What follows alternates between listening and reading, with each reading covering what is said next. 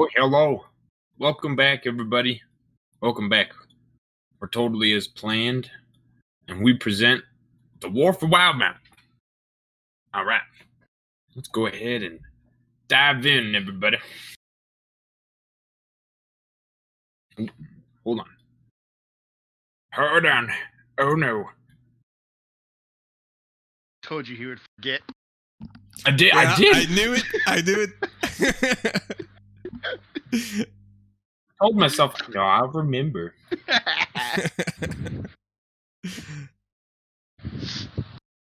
Well, the audience doesn't know what he forgot, but it's the music. We can't play it for legal reasons and shit. But soon we will. Next week, we will. That's a promise to everyone watching out there. Right? Right? I told you can play it right now, you dingus. Okay.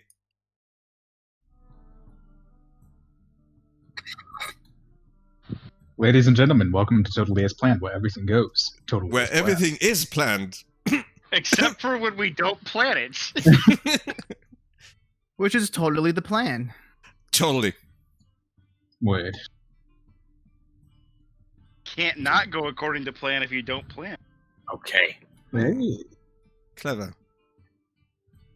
We last left our heroes shipwrecked on an island where you all have been fighting to petrification, basilisks, kobolds, and all to go ahead and free one of your party members who had recently fell under petrification. Once you guys had unstoned the two members, you guys have now settled in until Lamari went off and was attacked by panthers, which led to a very unfortunate attack of leading to Nahone falling unconscious, and then this spectral being coming outside of Amari as well, making its presence known to now Amari even more and the party. As you guys have fought Amari and whatever this celestial being is, you guys have stazed it, knocking Amari unconscious again after the panther fight, and then bringing him back to camp. You all weren't sure what to do after that with him, except just keep an eye on him. But he's not the only one that you guys are keeping an eye on, as Captain Novos is beginning to sink more into madness. And as you all had kind of gotten an eerie feeling, as you guys were on your way to travel to the new campsite of where a few of you guys had met Captain Silverlonius, Captain Navos pulled out a dagger and lunged toward Mayette. Marcus, being the first one to see and hear. Give me a second.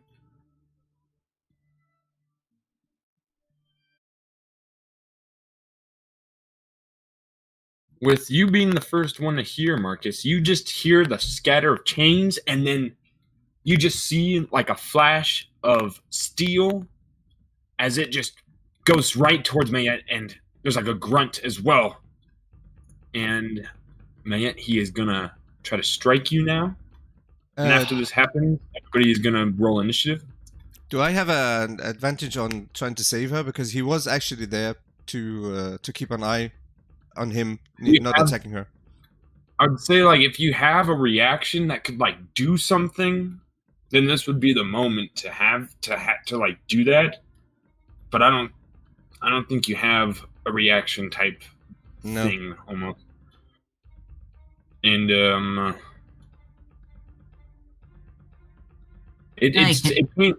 sorry.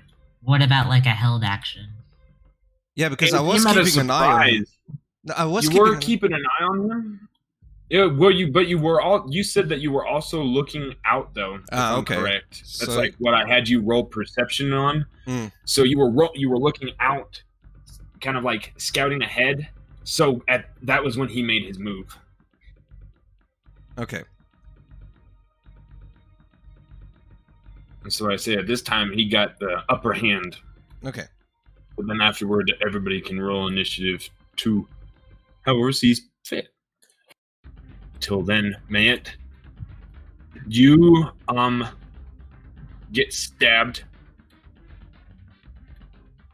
Does an 18 hit? Yes. Okay. Oh, he's gonna He get comes in for a second stab. Does a 10 hit? No. Or actually, no, he doesn't have a second attack. Never mind. Excuse me. You're fine. But he was able to get the stab on you for 9 points of damage. Give me a moment.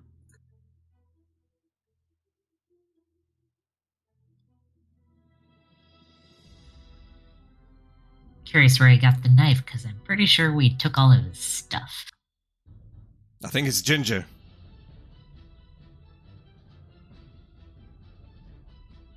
Okay. Crap. There it is.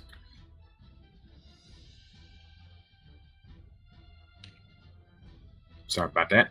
As you got stabbed for 9 points of damage, there's a sneak attack damage for 11 points.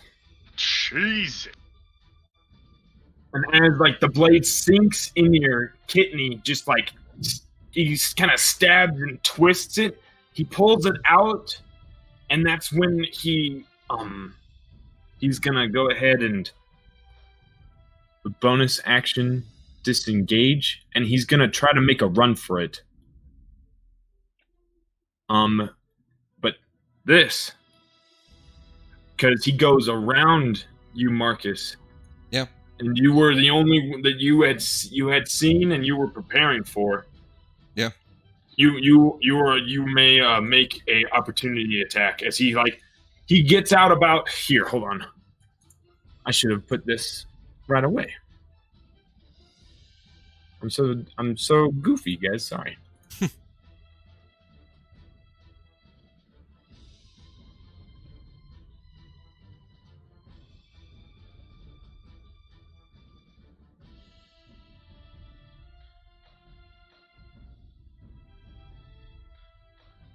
Uh-oh, the map doesn't want to load.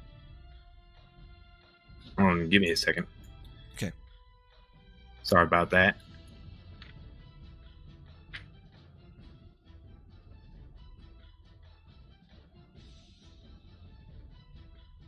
Roll20 has been weird. I'm telling it to reveal an area, and then it's like, nope, I'm gonna hide it.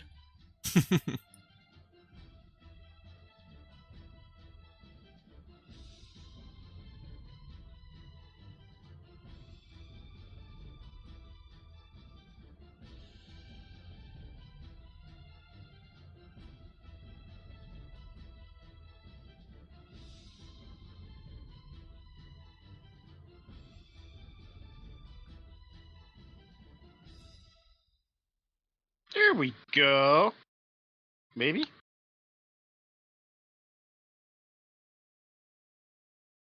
Ah, there it is. Beautiful. So it's right there.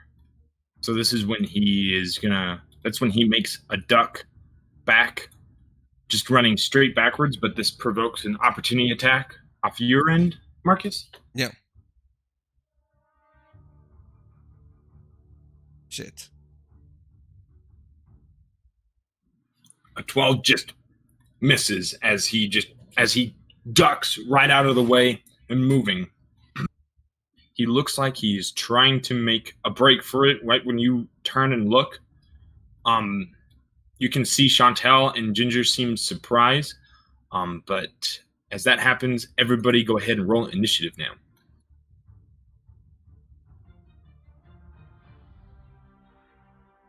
Man, the rolls.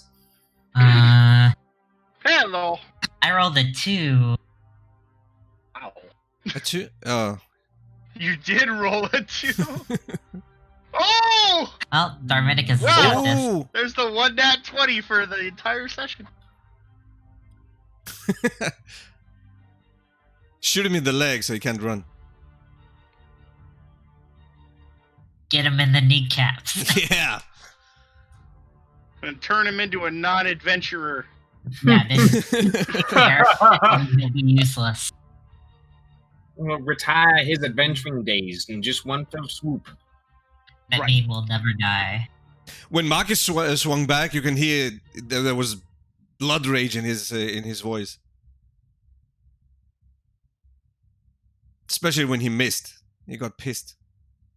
Friggin' So the water is not deep when you guys walked through it. It's about like ankle level, almost like shin. So it's not. I would say it's difficult terrain, but it is not. It is not like you don't have to make an athletics check to cross over. Okay. Or an But if acrobatic. you were prone in it, Yeah. that'd be bad. All right.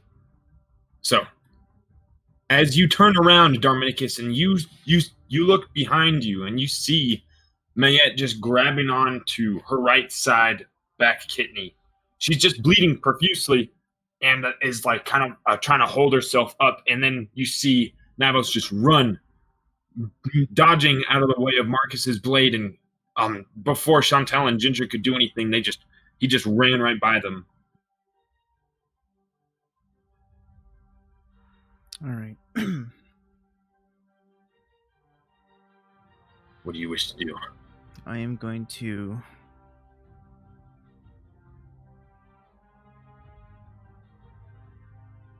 question.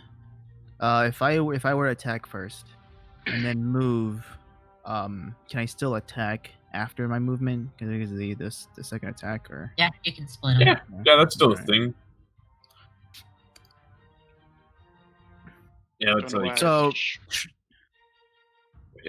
So shrugging and seeing the pain, God knowing fucking gave him a chance. He sort of draws his bow back to shoot one arrow at Navos in his back.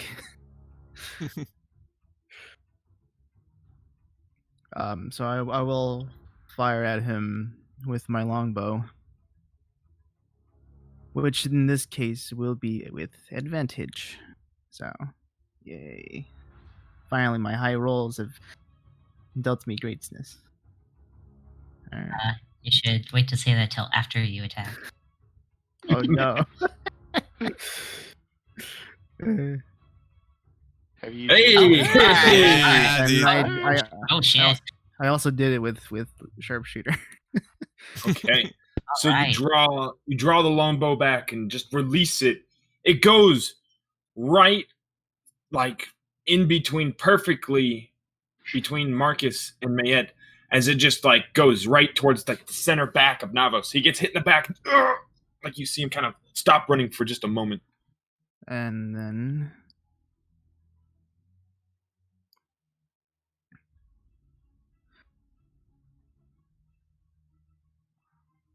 I'm going to move myself, dash myself right behind him, which should be right here.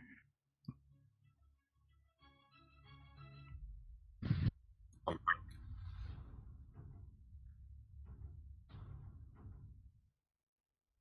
And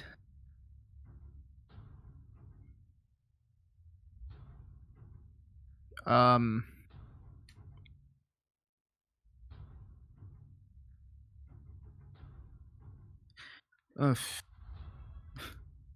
I actually got myself into a stunting position. Yeah. Can I still interact? Just like a phrase. Yeah. All right. Then I guess once I get sort of behind him, I would tell Tanavos, I suggest not running anymore.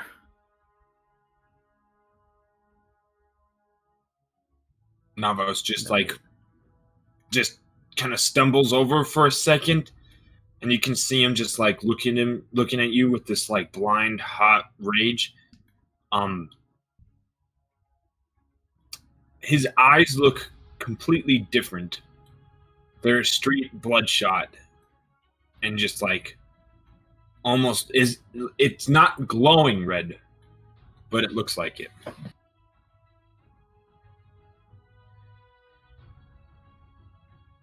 That will,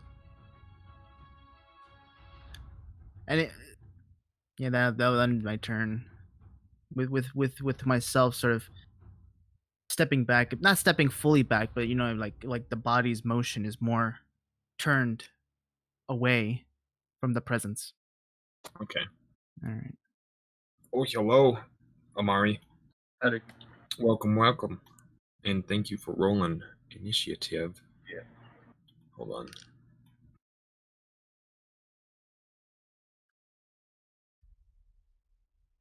All right. Nahon. All right. So, I mean, I could just stab him right in the face, but You I could. think we have more important issues, and I'm probably not the one to do it. So, I'm going to move out of Trixie's range. If she wants to hurt me at all, she can do that. No, you can see that the crew looks They're- shocked. They haven't they're drawn their shocked. weapons at all. They're like, They are not like planning this. you can see a little off. But if you want to see other details or something, you may roll insight. That takes an action though, because you're going to spend like at least Take an a few action. seconds. I am going to.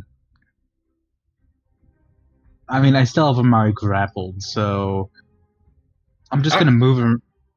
Okay. Nope. Unless you want sorry. to. Okay. I'm not moving that much this turn, so I'm gonna pull him with me to the square. And because guys probably gonna make it big for it. And I am going to use my bonus action. Amari is not going to let you do that. Oh, okay. You already grabbed. Contest. But Yeah, can I I guess so. contest that? If that's possible. Sorry, Red. I have no idea what's happening right now. Hold on. I am. You're trying to move him, and that's what he's not wanting to move. Yeah, pretty much. Okay, go ahead and either contesting Contested. athletics or acrobatics. I guess it'd be probably acrobatics. Yeah. I'd be forced to use my athletics. I succeed. Yeah. It seems. But Amari is visibly resisting, though. Nahone's more or less going to ignore him, and I am going to use my bonus action to use insightful fighting, not on Navos, but on Chantel. So she needs to beat my insight, which would be She's gonna roll 10. Rolled an 18. okay. App's lagging, so give me a second, or maybe it's not. Let's find out. Oh no, that was my insight. Wow, 13. All right, yeah. So she succeeded. I am going to use my action to insight the group, including Navos, Okay. if I can. Yes, you may. Should I roll again, or should I use that 27? No, you can use the 27. It's fine. Okay. Well, that's what I get. I'm gonna pull you up real quick. Okay. Oh, can I come? Too late. Damn it. Grits. He never pulls me up. Now, you see, the problem here is Nahun included all four of them, so we don't even know. We don't know if it's one person or the entire one. Because he included Navos, and this whole conversation could just be Navos, or we'll leave that as. It also could be totally useless information. Like, a jerk could just be really wanting some jerky right now, and Chantel is just really thirsty, and of course, Saverlonius is dying for rum. Yeah, Ginger's like. Keenan. He's currently trying to kickstart his kidneys. He is dreaming right now. Like hammering his stomach. Like, come on. Come on! Filter it! Come on! More is coming. Fucking Christ. Guess I got what I needed. Aha. All right. All right. Oh. So Nahon is going to. His gaze kind of darkened a bit. He draws a dagger and stares at Chantel, saying, "Do not interfere. He has chosen his fate, and you know it." She just gives you a side eye. I mean, it's You can see like her left hand is on the hilt. of her only dagger. Yes. Yeah. Of the only one. I can send them with you if you wish. That is my turn. She's not gonna say anything. She's gonna look at you with a scowl. But you can kind of see that there's this like sense of fuck, I can't do anything, you know? Tension. Yeah. Yes. We're having a stare down. Yeah, that's my turn. Man. Fun times. So To be, surprise. you have this white hot pain just in your back. You just hear all this commotion. And you hear what Nahon says to Chantel. Fun. Turn around. And just gonna walk over towards Navos. If I could. Why can't I move? You're not allowed, I guess. Not allowed to. That's. I'm gonna reach my hand out for his throat and have it turn black and try to crush his throat with vampiric touch. That's a 26. Ooh, all right. Yep, that Oh. hits. Okay. So there was a rope that was like around his hands. It just unties, goes black around it, and unties and just like as it like holds onto his hands and tightens them, it like wraps around his neck. Like kind of brings him down a little bit too. You can see him just like his face getting red, and then it eases off for a second, and he can breathe a little bit, but he still looks hurt. Oh, I'm gonna show him hurt. He's pretty hurt. Ready. All right. That's Okay. gonna be that. Trixie is just gonna yell, "Captain, what are you doing? Don't do this!"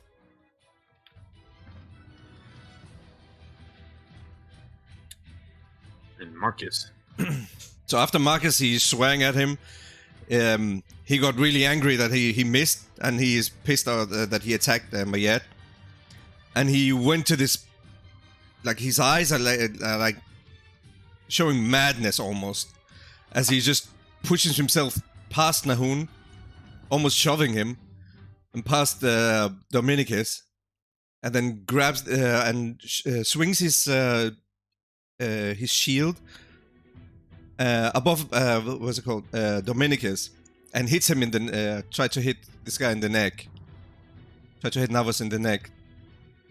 What's wrong with the necks? All right.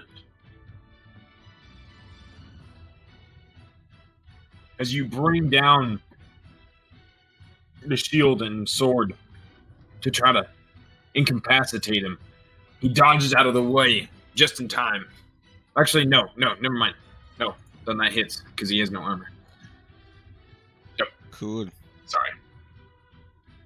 And the second one, as soon as you put the shield right in the point of his neck, and he kind of bends over, and then hold on, let me do the math real quick. He's gonna evade the second damage. Cutting it in half. So it's 5. No, excuse me. It's 6. 6 points. So 6 points. Is he still alive? 11. Oh, dude, you bring the shield down and you hear a snap, and you bring the sword like kind of cutting through straight like across his gut, going through his back, and like he grabs it, like humples over, collapses on the ground, and you can just hear him gurgling, breathing, still alive. Is he still alive? Well, action surge this shit. Oh. Okay. All right. So as he fell down, he like the sword is still in his stomach, right? He's laying on his back with the sword in his stomach. Yeah. Or yeah, you put it through him. You put the sword through him, and then like shoved him down on the ground. Yeah. And he's like, he's now on the ground, grabbing the sword in his gut, and he's looking at you, eyes bloodshot. It almost looks unnatural. As he fell like that, Marcus dropped down on his knees and started punching him in the face, like in full rage. So two unhand, Two unhand, or are you going to use your sword? Well, it is the sword, but it's flavor. No, Okay. Yeah, then it's hands. So I use strength. That would be 5 damage for him. Strength score. Provided you you just damage. Yeah, you need strength, right? Yeah, just roll strength. 1 plus strength. 1 plus strength. Sorry. Yeah. Like that. So that's a 14. That hits. Roll another. Nice. That hits. So it's, what's your strength? 4 plus 1, right? Yeah, So 4 that's 5 plus 1 is damage 5. So 10 damage. 10 damage. Yeah, with that, you're easily able to take your.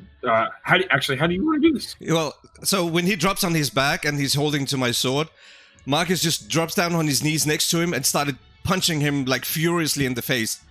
Like keep punching. He's not stopping. His face is like almost smushed in, and he keeps smashing in that mushy pot of what was his face once.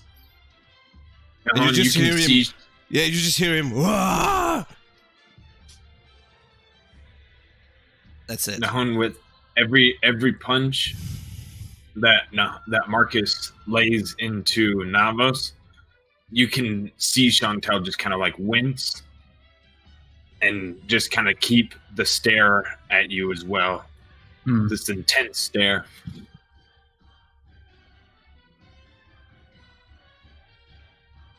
Can I say anything? Or yeah, alright. Because this officially ends combat. Okay. I kind of continue to stare at her, and that smirk he has on his face fades, and he just looks at her, trying to give off like the sense of honesty. He just kind of like tilts his head a little as Marcus is beating the absolute shit out of Navos. Says, I mean, it's what do you choose?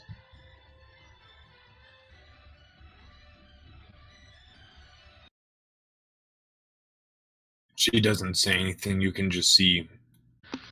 You can see, like, kind of like she's looking for options. Is Navos still on the ground, passed out? I think he's dead. There's a difference if he's unconscious or dead. Yeah. He is dead. Navos is dead. Damn it! I was gonna steal his life force.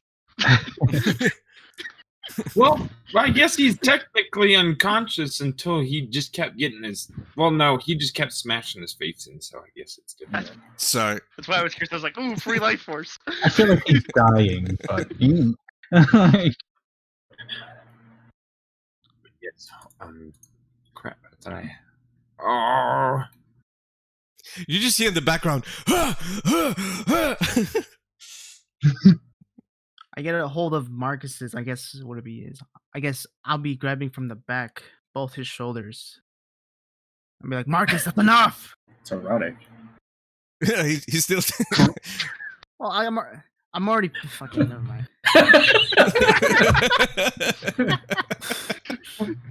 Oh yeah. That's the spot. Yeah, that's right. God damn it, Marcus, that's enough. It's enough. I'll try to pull him away to the fact that he'd be on his back. Yeah, he flips back and he's shaking of rage. Marcus, what have you done? He got what he deserved. He gave Are you Trixie sure just the island over. has a gun to you? He didn't Marcus, what the deserve fuck that. have you done? What? Why did you kill him? Marcus turns around. Marcus turns around and looks at her, and his eyes are just like in a different world. And he looks at her. He's just staring at her now, in full anger, and he's shaking. Amari was trying to pull away from Nahon, like just during the turn, he was trying to tuck his hands away. But when he saw Marcus kind of just slamming his fist in Anavos' face, it kind of caught him off guard. So he's like standing there with his head turned in that direction, just watching him. And then he's just been watching this whole thing unfold. But he's not fighting Nahon anymore, mainly out of shock. Cool. So, Dominicus will look at Navas' body. Is there any way for him to save him in some way, shape, and form? I had my fist in his skull. Man, yeah, I think he's 3 death fails, dead. So Yeah. He kept pounding his face. yeah, he's fucking out. He's gone. He's in heaven or whatever he wanted to. I crushed his But brain. you can see this is not a pretty sight. This is like Negan came to town and just made a whole mess of things. Sorry. So Dominicus will stand up, turn around, stare at Marcus's, and stare him at his eyes, and see both his eyes. So you'll see his eyes turn to his left eye. You see him turn to his right eye, left, then right eye. Try to look at them to see if there's anything different with him. Which I don't know if there is. With Marcus's eye? Yeah. I don't know if there's anything. Make a perception roll. Okay. Make sure everything's normal.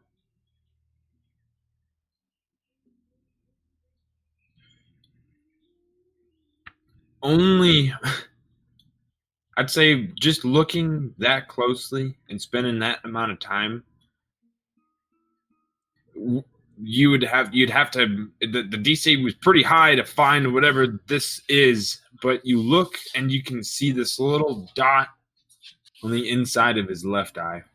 This red dot. It's on the inside iris.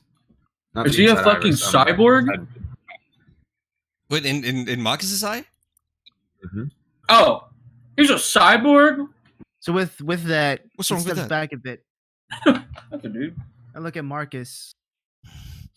It's like, And Marcus is just staring at Chantel, like, come on, make your move. You can see Chantel just has her hand frozen, stuck on the hilt. You can see sweat dripping. You can't tell if it was remnants of tear or a sweat, but she just seems to just be in this lockdown with Nahon. everyone. So Sorry. You went. Nahon just kind of like stares at her and says, "So I believe you have two choices. I could send you with me, or you can go."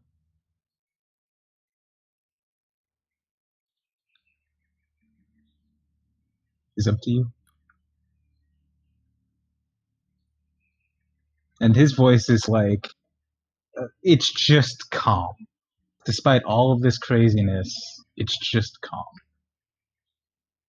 As if he's having a normal conversation.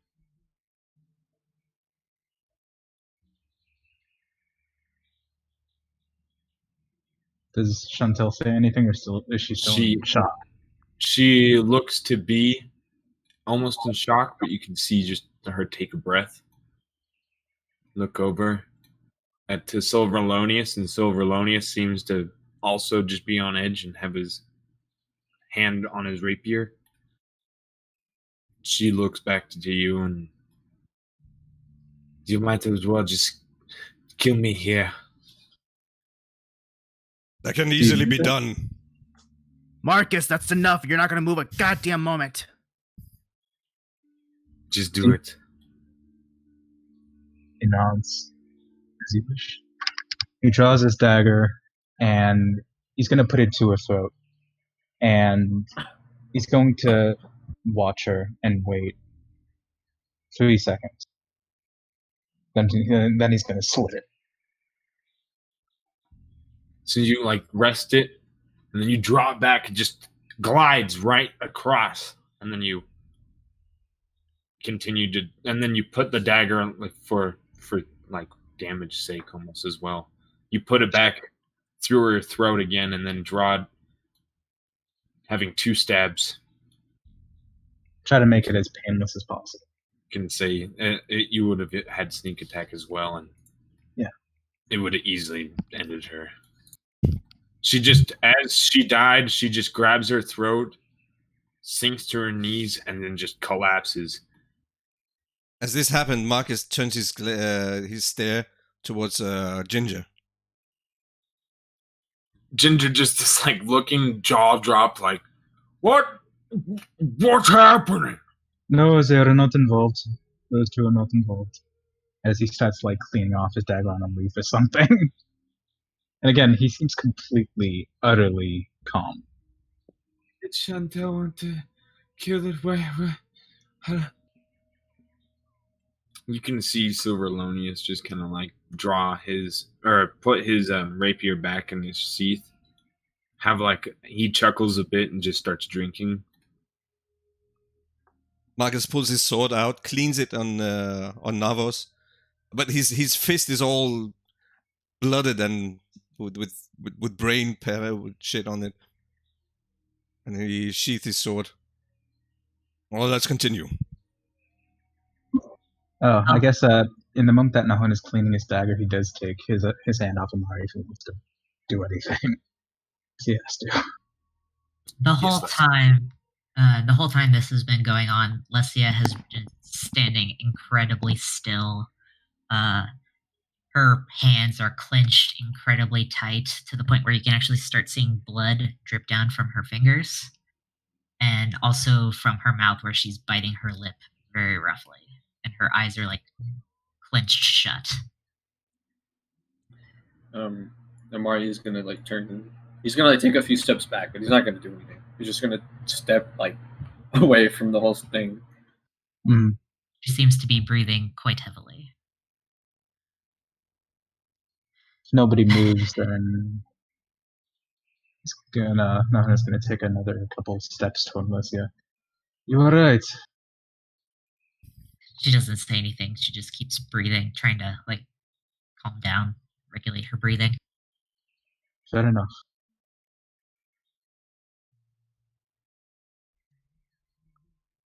Are you alright, Mayat?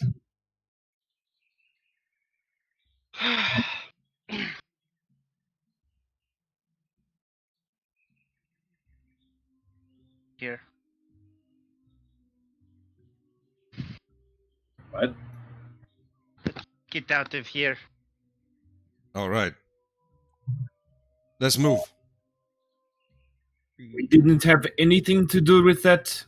I hope everything is going to be okay. But what just happened? What happens? Do you wish me to explain it? Not much I can say, honestly. This is what happens if you attack us. Marcus, make a wisdom saving throw. Wisdom saving throw. Mm-hmm. Oh, That's fine. Is it? I'll count later. Mm-hmm. That's fine. Yeesh. That doesn't sound fine. What just happened to me? It's okay. Nothing. He just wanted to make you roll so you'd panic for no reason. I swear to God, dude, I heard him giggle. No, you'll learn later.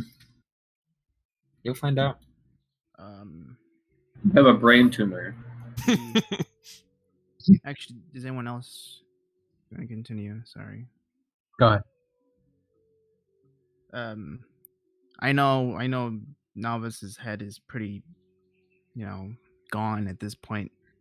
Is his eyes still intact? You may make an investigation check to like look around and see what you can find. All right. Just put your hands in there and You're able to find one eye. All right. With that, I don't want to take it. I just want to visualize it. Is it still that same bloodshot eye, or is that how has it dispersed? You can, when you look at it, you can see it starting to disperse, and like it literally is like right before your eyes. It's just like fading and becoming clearer. Can I try to compare the redness of the eye to what I saw in Marcus's? Looks similar. Okay. I let go of his face, and then when I get the time comes, I want to move myself to Lesia. Oh, hey, I So need 2 copper. Someone. Copper. for what? Copper, Sorry. why without the question?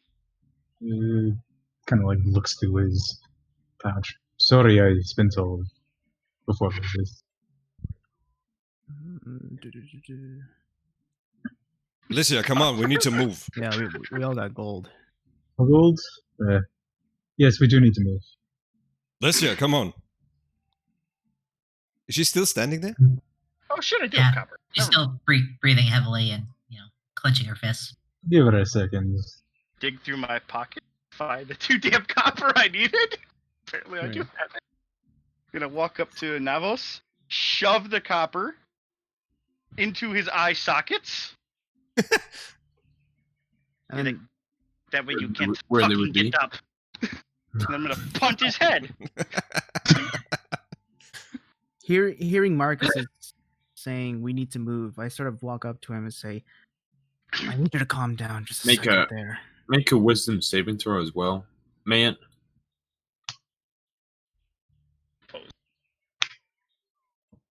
Say, I have things for that. 11. All right. Marcus, We got ourselves a hate leg. That's Marcus looks at Dominicus. He looks at, pauses for a second, and then he nods to him. You've had a traumatizing experience. What do you mean? Well, He's trying to avoid his gaze into his eyes. You've spent the time really beating it into him, so maybe you should take the moment. You see him keep averting his avoiding eye contact Yeah, and he's staring. to Yeah. recuperate. Nonsense. This is normal. This is what you do. Of course it's normal. He asked for it, Narrator. Dominicus. It's not. I warned him. I told him if he attacked anyone, especially Mayette, because I knew he was after her. I told him what was going to happen, and I'm a man of my word. You're correct.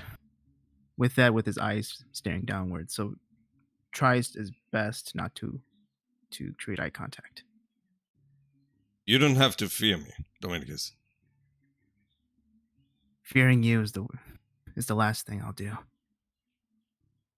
He nods. I get it. I would have done the same if he attacked you. Well, don't forget I shot first, so It was a good shot, too. Well done. Slow them down so we Thank can you. get to him. And then- So, sorry. Yeah, then he turns his gaze towards Licia. What's wrong with her? She kind of takes another shuddering breath, and then her eyes open. She kind of relaxes a little bit. I'm alright. Are you sure?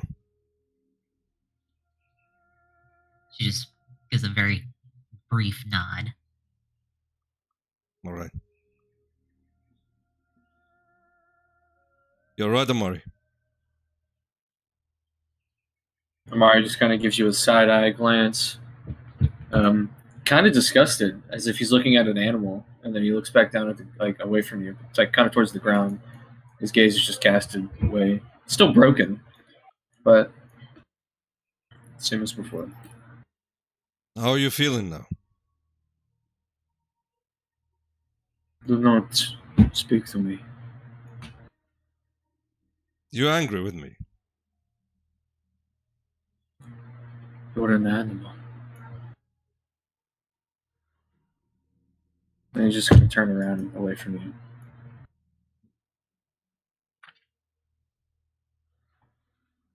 you. Marcus turns his head away, like reflects on what you just said. Animals are necessary. Not an animal. And he start walking. Amari, he's going to like kind of turn his body, his head, so he just like watches your back.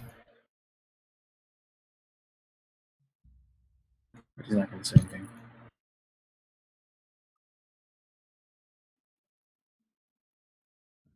Nahon, you start looking through Navos and Chantel's bodies. On Navos is the same. You find nothing. On I find the Chantel, dagger, right? hmm? I find the dagger, right? Yeah, you find a dagger, and Alright. you also find you find Chantel's dagger, but she also has Navos's falchion cutlass as well, and it's pretty fancy. Okay. What by stats? What is it? A long sword, short sword? It's a short sword. It is not as long as other swords or other like little pirate other pirate swords out there, but this Okay. one seems to be more like I said, more meant for open battle rather than like finesse attacking. So, but it is still finesse. So it's either or, you know. Yeah. Typical. Yep. Got it.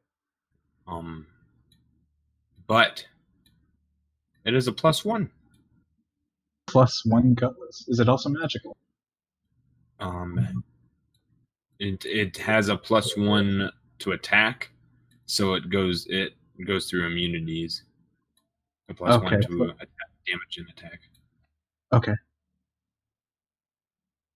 Actually, no, not damage. No, sorry, reading the stats wrong. It's only for attack. Okay, just a sec. Yeah. But is it magical, or do I not know? You don't think so? You're not sure, really. All right. It just Okay. looks like a really well-made blade. Okay. You also find a grimoire that seems to be Chantel's. Right.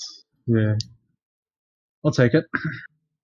You find a few pieces of paper and ink that she uses as well. Other herbs and other such items. I'd say about like almost like 5 uses of herbs and other assortments of things for chemicals.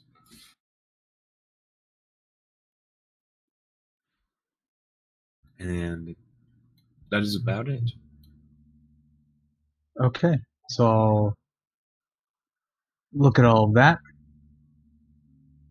and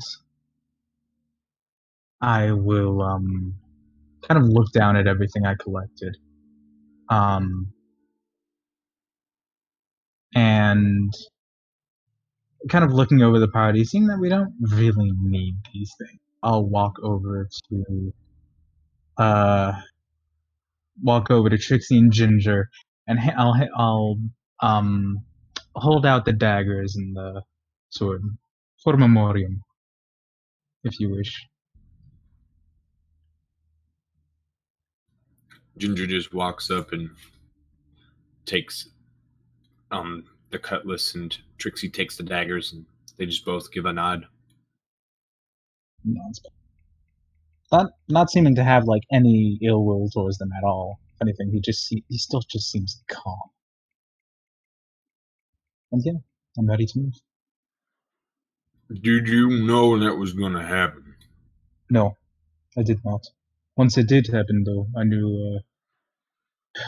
I saw Chantel missing a dagger that Navos has, so knew she was involved. Would stop it if I can, but cannot know everything, sadly.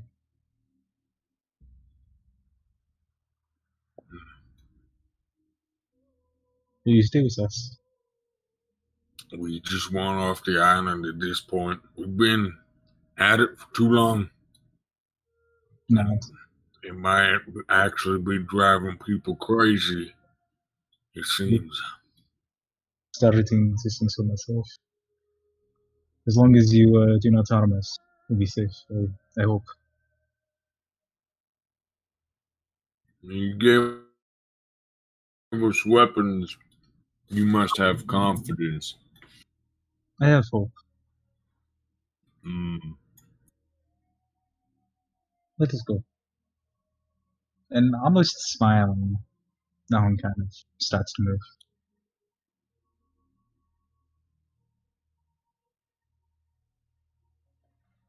You all continue moving through the jungle, correct? You joined up, Lesia? Yeah, I was able. You all join up with Silverlonius showing you all the open side of... Oh, hold on. I gotta bring my head into this little thing.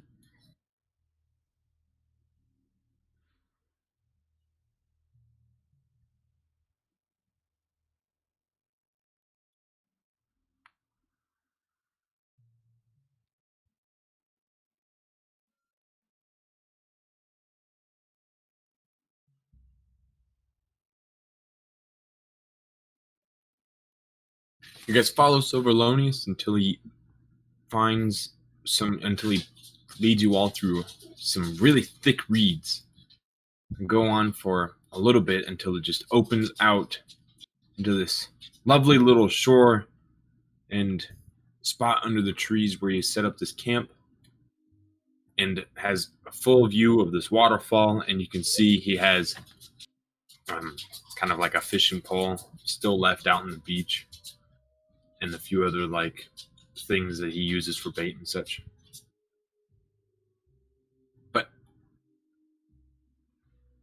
But you guys have now reached your location of camp.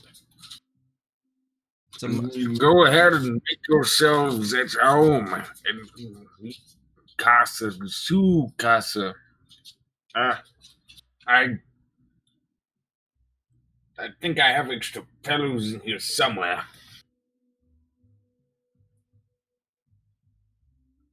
Marcus walks down to the water and starts washing his gauntlet. Cleaning it.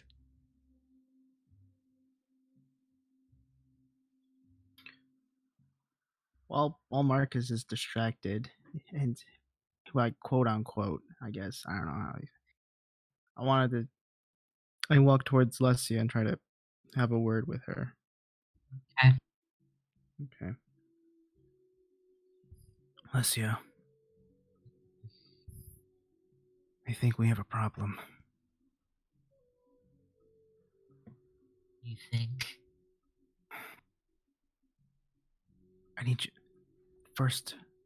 you to look me in the eyes. I need you to see if there's anything in there. All right. I open my eyes the widest I can be. I know it's weird. Just, is there anything in them? I guess I'll make a perception check. Yes. 24. No, you don't see anything. They look pretty normal. They're so pretty. Read this Go line. ahead. I'm sorry for a weird thing.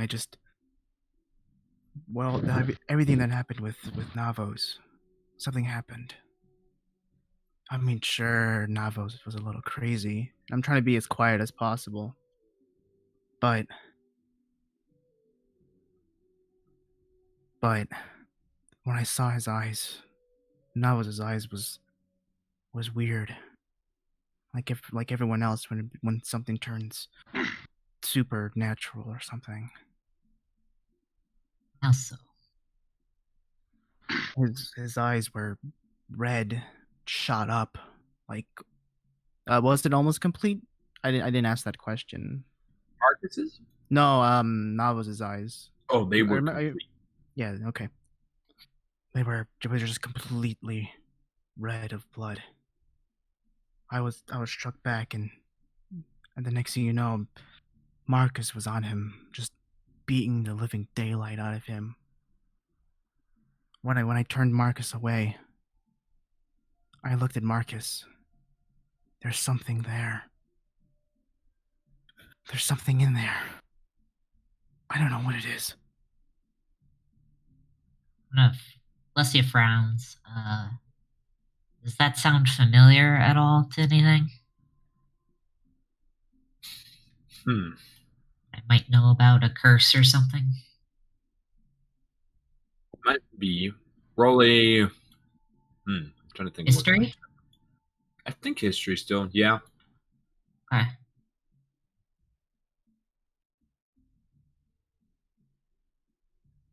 10.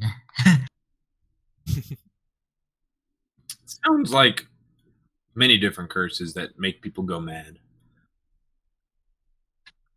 Curse, maybe? I can't say for sure. I mean, not enough info. But I feel like it's happening with all of us. With Amari, with Marcus, with everyone.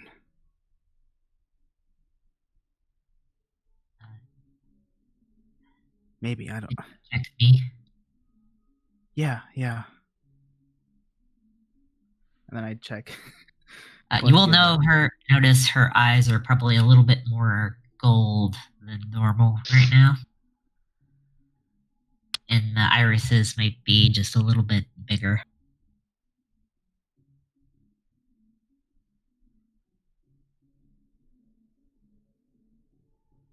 Do you want me to roll, Red? Sorry, I was reading something real quick. I'm terribly sorry. No worries. I'm looking into Lesia's eyes now. Go ahead, roll perception.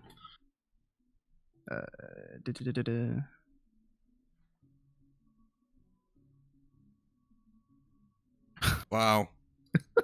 You're just taking all the 20s, aren't you? I'm just taking everyone. You look, and you can see there's nothing. It seems fine.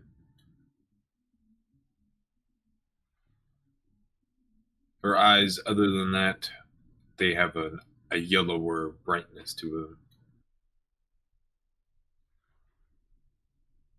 them. Quick question. Your eyes are just because of who you are, right? Your eyes. I never really looked at the eyes, but they're that way because of who you are, right? She just gives a very brief nod again. Sorry, that was off topic, but I don't see what I saw in Marcus in you.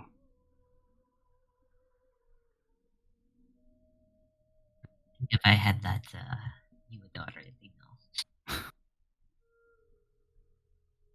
We need to think about how to approach this. If Marcus goes on a bloody rampage again.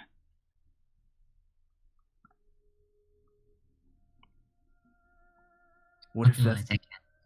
Alright. Because if all else fails, and I'm just letting you know, I can just sneak in there, get it, and get out. We don't have to fight. We don't need this bloodlust to take anything of us. I can go in, get it, and get out. We'll try that. but at this point, that's on to you. I think you're the only person really to make the calls here. I mean, I can advise, but I can't. Marcus is too hungry. Silverlonia is too much of a drunk. Ginger and Trixie are more scared, I think. Amari is Amari. This is probably the worst time for me to be making judgment calls. I think on all of us. Yeah, you're right. All I right. can't. Well, all right. I'm just gonna hang out around. I'll make sure nothing really. That. Thanks, Lucia.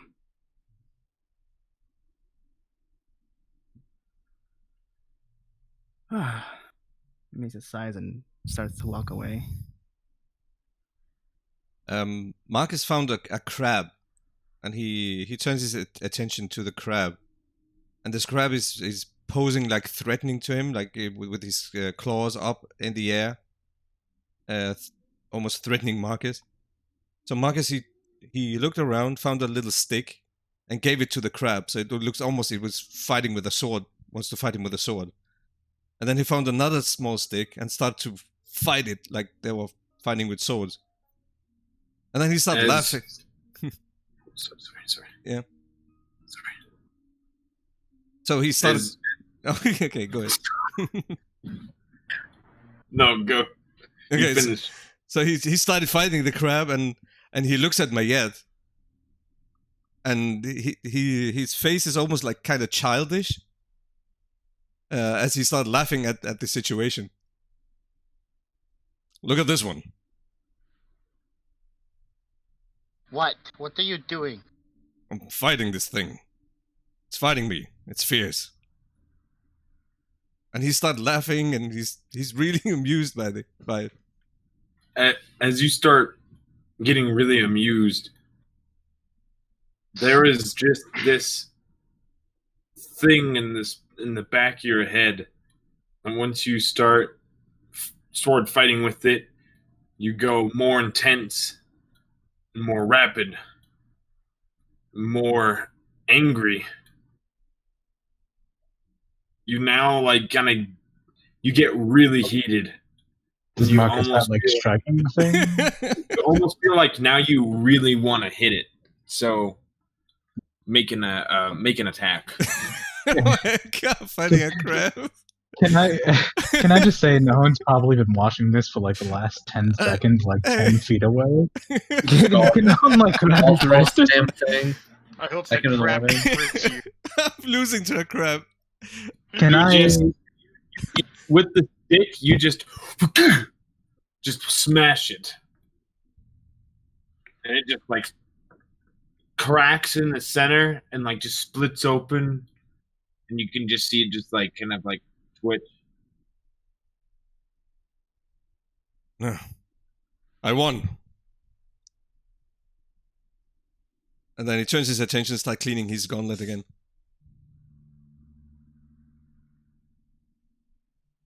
Lucia's gonna head up to Silverlonius. How long do we need to stay here? However long you need to plan. I know we should get working on it. If you all wish to scout ahead, come with me and take a look before, because I wish to go see the ship. Try to find out what we can do, maybe. I'm not quite sure. I was working on a collaboration.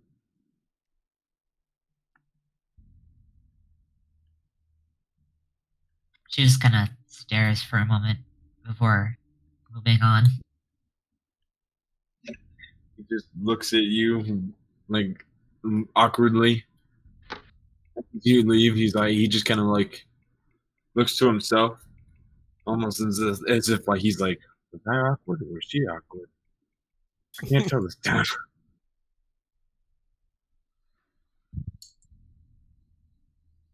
And then that. Oh, sorry. Oh, sorry. No, go ahead. He just walks back into his tent and starts messing with things. And Trixie, she sees that you guys are walking over. And she walks over to you and Nahon.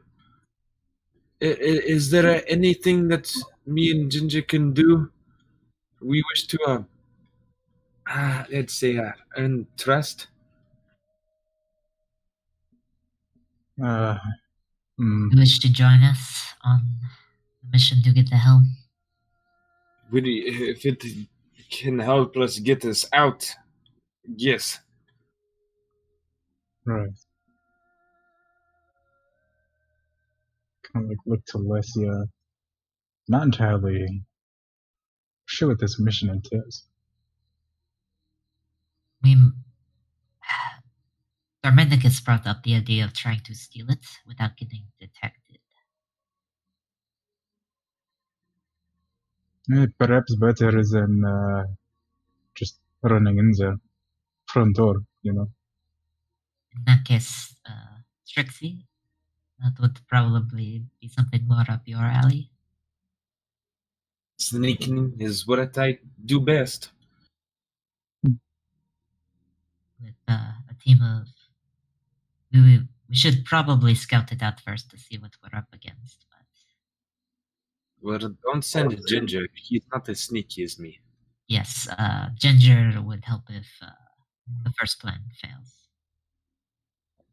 And we have to go in force. Same as Marcus, I think. Hmm. I am not very stealthy myself. Yeah. Not sure where to keep them though. Has to be close enough that they can reach the fight without being seen. Well, we'll be able to see what they have. I don't know if they have anything other than slings, because they have those rocks could hurt. Expect traps with the kobold. She gives a nod. Perhaps. They are not very strong, but they are clever. So I am going with Nahon. And Darmenicus. She gives a nod. I can go in there. The rest of us, I think, will stay at the distance and a signal if something goes awry. What is their signal? Donshaw's like looking around in this bag again. I pull out a pistol that I have. I think this would make enough noise. Never tried to make noise before, but I suppose you can call magic. Perhaps I can use it, like mimes snapping his fingers. No effect though. Should I try now? Perhaps.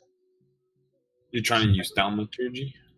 I'm like asking if maybe that would work. I don't know because I've never actively tried to seek attention with my thaumaturgy before. I'd say yeah, because it's depending on what you're making with thaumaturgy, you know.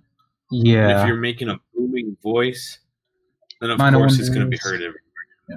Sign of supernatural power. Booms up to 3 times loud for 1 minute. Flames to flicker, brighten, or dim. Cause harmless tremors in the ground. That could be a sign. Just weird ghostly shit like that. Regardless, I'll hand Nahon the pistol. If that doesn't work, use this. Yeah, sure, I can do that.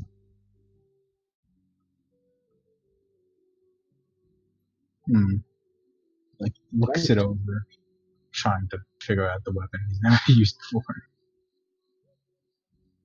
Aim up and pull the trigger. Alright. I'm sure I figured that.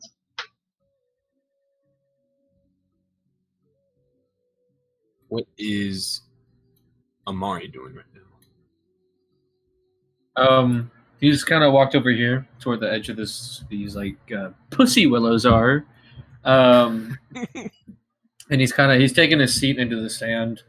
There are more like grassy, sandish terrain, and he's like looking down at the bonds that he has. Like his knees are kind of spread kind of wide, and his bonds are just laying in between his legs.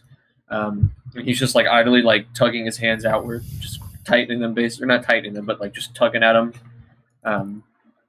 Just trying to. I don't know. He doesn't really know what's going on, but he's more or less just being quiet. Every now and then he'll look up at Marcus or Myatt or whoever else. Every now and then he'll look at the water. But he's just for the most part staying quiet. Just sitting idly. All right.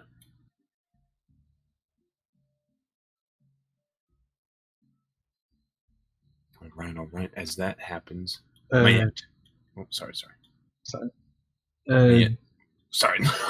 Okay, you go ahead. You go. You're the deal. Myatt, what are you doing? So she's just kind of sitting there, feet in the water, just kind of staring off the distance, kind of looking at her hands back and forth in her claws. Just kind of seeing how they're still coated in blood. Just kind of curious if anything else is happening or not. Kind of looking at her clothes and how mangled they are. She's very tired.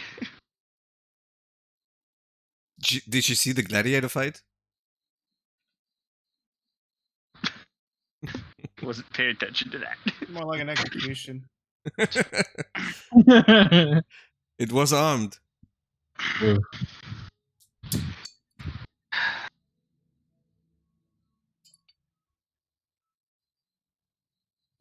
And as that is happening, with Marcus just staring back out in the water, Darmanicus, you're looking around the outside.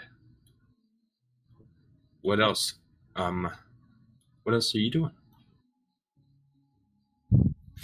Honestly, he's just sitting there reminiscing and watching at the same time. Just waiting to receive any orders or anything. As he did in his youth. That's all. Alright, Leslie's gonna head over and explain the plan to Germanicus. We're going to try to have you with Trixie and the Horn sneak in and steal the helm.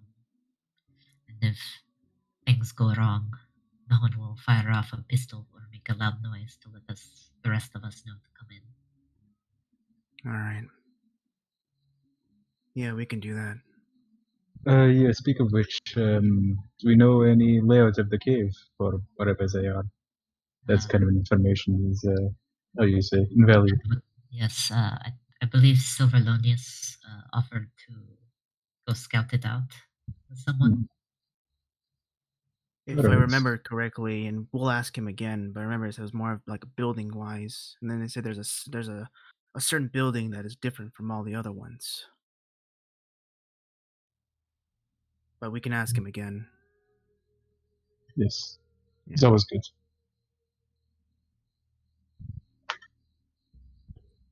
And all of us will make our way that way. Or... All right.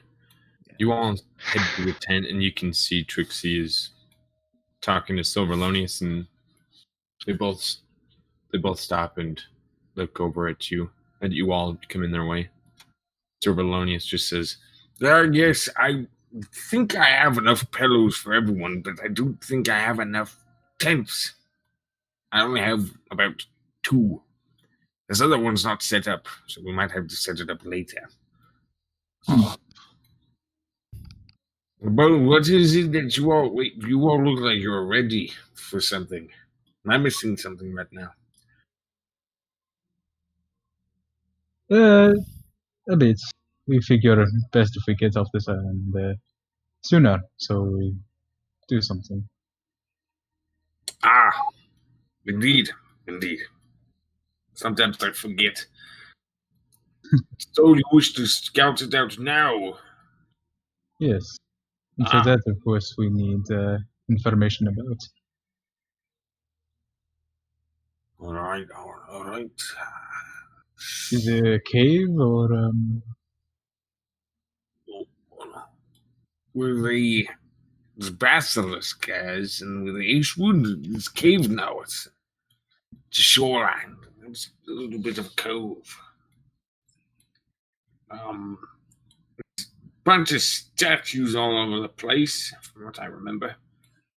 Giant piles of gold stretched out everywhere as well.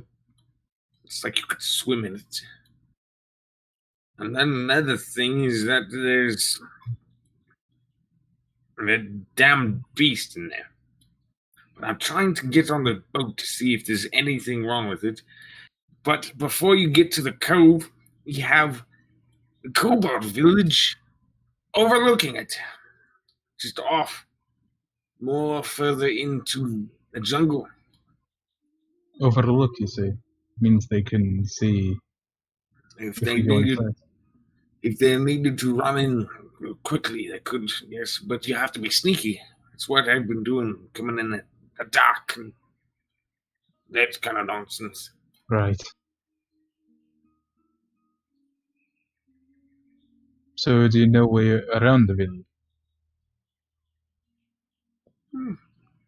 I have to say I do, indeed. Alright. And last time you take this route, how long it take for you? About an hour. Hmm. By myself, and don't know how quick or sneaky you all are. Shrugs. We'll see, I think. If I concentrate hard enough, we'll probably have about 2 hours. Don't concentrate too much. Don't want you to take a shit on us. Literally. No, not constipation, concentration. Ah! What the fuck?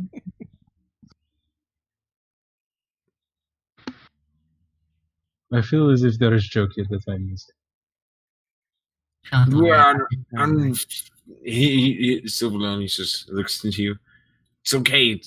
If it goes over your head, it's even more funny. He like cringes. Like, guess it has something to do with it, but Should the rest of us travel behind or stay here? You all may, it's a good question. well, you said the boat is there, alright? Or just the helm? There's footage in the shore, it's in the water. It's far away enough from the camp. If anything goes awry, we could hide upon the ship and they wouldn't even notice that we were there. Unless the basilisk freaks the bloody hell out. Which is me. So is away from the camp, the boat? Or it's the Cobalt camp, that is. Aye, It's a little bit in the jungle. alright. Yeah, so mission is to go in, get the helm, gets back, then we go to alright. Sounds like a plan. Yeah. Damn good one. Maybe best then if someone could stay behind, guard the camp. Perhaps if we get caught, we can simply run or evade them. Not sure. More of a risk, but Big fan of the idea of splitting up here. true. We'll bring everyone, but remember, kobolds have patrols all around and they keep moving constantly, rapid. Never been able to get a bloody well beat on them because they keep bloody well moving. So if the rest of us would not be able to stick around and hide out while you did your If you did, you'd have to take them out silently, those little fuckers, and you could. Just have to need silent means. They weak little shits. It kind of glances over to Marcus, and also kind of looks down. I don't know if that would be feasible. Are you saying your friend there might be a little too loud? I think so. Might rip him in half. Yeah, he's not same as the armor, but you know. Maybe we should stay here. It's difficult to say. Silverlonius, just a quick question. How much time do you think it is from here to that area? I'd say about 40 minutes. It's a bit uphill, just a bit, and then you go downhill. It's faster getting back here than it is getting over there. Easy enough. I swear, all these fucking. Look at this. And he points over to these strange rocks, and then it's like really dense jungle that kind of like blocks off a section. He's now just complaining about the forest. Right. Okay. Sorry. Throughout the conversation, does he seem to be more like amicable towards a certain kind of plan, like keeping the rest of the group here or having them go? Or at what point does his eyes light up, if at all? Can I tell which one? You can make an insight check, I guess. I'd like to.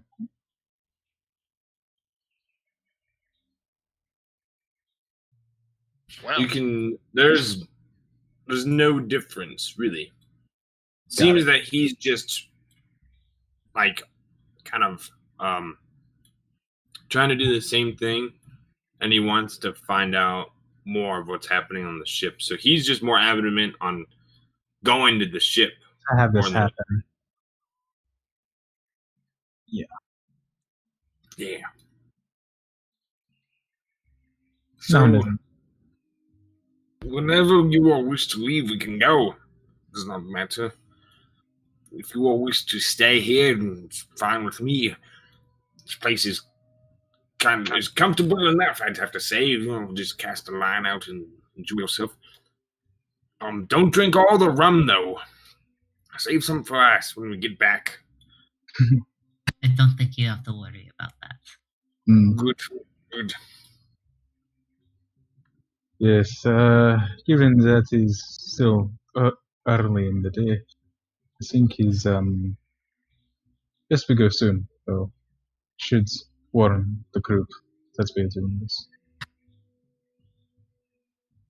I'll keep an ear out for any gunshots. Ooh, you got a gun. If we go in right now, if Silverlonius, you're right about how far it is, we'll have a full hour and a half of grabbing it and getting back here. You know, Should be plenty enough time. yeah. Island isn't too large, and No. unless we find trouble, then it might take a bit. Now, how heavy is this thing? Is it pretty big? Does it need 2 people, or does it need? The thing itself? Yeah. It's a good question. Probably solid blasted wood. It's almost ironwood as well, so you might as well be ready to just. You're going after it now. We're sneaking in and getting it. Goodness. I thought something else was going to happen. We might have to have a few of us. Don't look like we're as strong as Ginger just to rip it all down and get it back up, but might work. Well, perhaps we can get it out of the cove, you say, then after that. Yeah, Perhaps bury it. Good idea. Yeah, we could do that. If it's gonna take perhaps- some time getting back, might as well hide it somewhere else and then get it back another time with full. Perhaps Give we them should none. ask the others whether they wish to come. Might have better ideas. All right. Me and Trixie will just go over and get ready. So, as soon as you all are ready to go, head out. Is that right? And you can see they just start packing on a few more things in a backpack, and Trixie seems to carry it, while Silverlonius just is drinking more rum right before he leaves. As you guys were talking, Marcus walked up to Amari and kneeled in front of him. He took a knee in front of him. Let me see those. And he points at his hands. As Marty's just sitting there quietly, you see his gaze kind of flick up at you, and then he just slowly raises up his wrists to you. Are they too tight? No, just wish they were not there. Will it be safe to take them off? Marty just kind of looks up into your eyes. You see like a gaze of uncertainty. I would like to say yes, but I don't know. And I would like to take them off. But I'm afraid you're going to hurt yourself or others. Marcus, Yes. I know this might be difficult, but if that ever happens to me again, I want you to kill me. It was one of the most painful experiences I've ever had. I don't want to go through it again. Was it still you in there? No. It was like something was controlling me, and it wasn't me. It was sort of an aura, and I could sense everything. I could see through my own eyes. I could think. I could feel, touch. Yeah, I don't know. It's like something was trying to preserve me, and also because you guys started attacking me, it attacked you as well. Well, I'm not quite sure. I'm pretty sure it started attacking you, but regardless, whatever it was must have seen you as a threat, and everyone else. Well, I tried to punch you. Because I thought you were going crazy and I wanted to put you to sleep so you can rest. And that thing, every single one. I am sorry about that. I didn't mean to hurt you. But I had to. Good. Amari's gaze just kind of like looks down at the ground. He doesn't say anything in regards to that. It is your decision to cut the bonds off, but I cannot make promises.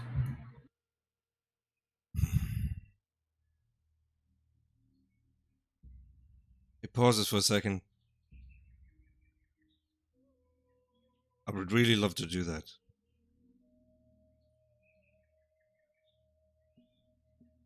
I don't like to see you like that.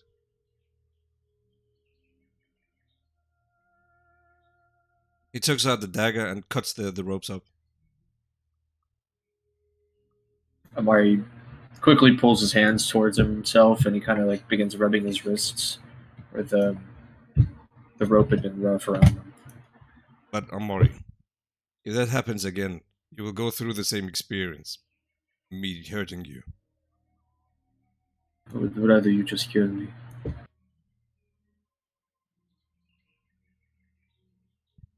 Find a way to control it. I'll do my best.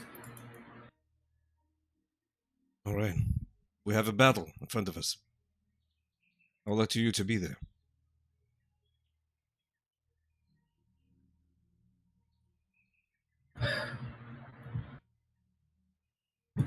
I'm not sure if I'm capable. If you start feeling something, then say something, so we can tie you up before anything happens. If it comes to that. He nods. Nods back. He stands up and it extends an arm to you to help you get up. He shakes his head. I would like to stay here for now. Okay. Thank you. He nods. And he sees the others start unpacking and walk up to them. So, we're getting ready?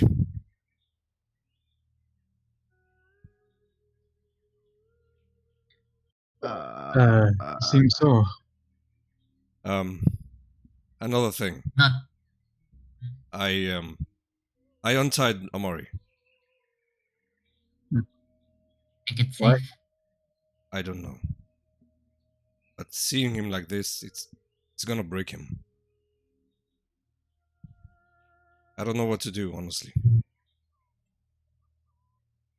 But he's one of us. Yes. And when I was laying in the dirt, he extended an arm to me. Couldn't just let him sit there, tied up like a dog. Yes, but kind of looks over in the direction of Mary. I know he's in there. It's just I do not wish for him to hurt himself, kill himself.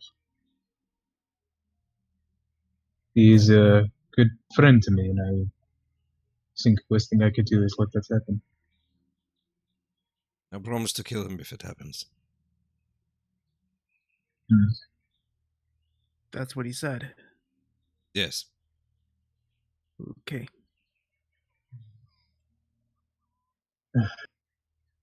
Do you know why? Well, he said it was very painful. He felt like it wasn't him. He was still there, feeling everything, but not controlling anything. Interesting. And that thing is still in there. I have no idea what to do. Neither do I. I can deal with people at their worst, but when it is other thing, not sure. I think we just need to have hope that Amari can control it. Yes. It takes time. Keep it Takes that time. way. But if he can control it long enough to we can bring him to someone that knows what to do. Unless you know someone. We can get it out of this island as quick as possible. Maybe It's all the way at control. It would still be quite the journey to get there. yeah, this Can I hear them, Figred? Make a perception roll. Just poops it. No. No, you're too. Oh, That's okay. All right. So Regardless, yeah, sorry. we will not all be going at once. We are going to have them attempt to steal it quietly.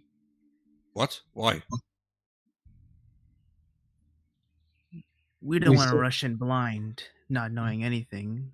We can go in and just look at what we're It dealing is with. more of a scouting mission, and if they have the chance, they will take it. But what if they Right. get yeah, cut I'm off? done. They will make a noise to alert us. We will rush in to assist. The thing is, charging in, front gate, I think would be bad for us. We are very close to, how you say, snapping. And I think slaughter kobolds gets hit, traps. I think it's best that we keep Wait. morale. I am alright. If you're Are you doubting It's not just you, no. Darmanicus. Oh, sorry. And it's noticeable to everybody too, but you can see like a third of his left eye is just red. I am alright, I It's assure not- you. It is not just you, Marcus. My head seemed disturbed. Mari, looks, gives like a hint of a grimace, like he knows what's going on with her. We are all on On edge. edge. It's Yes. best perhaps to avoid slaughter.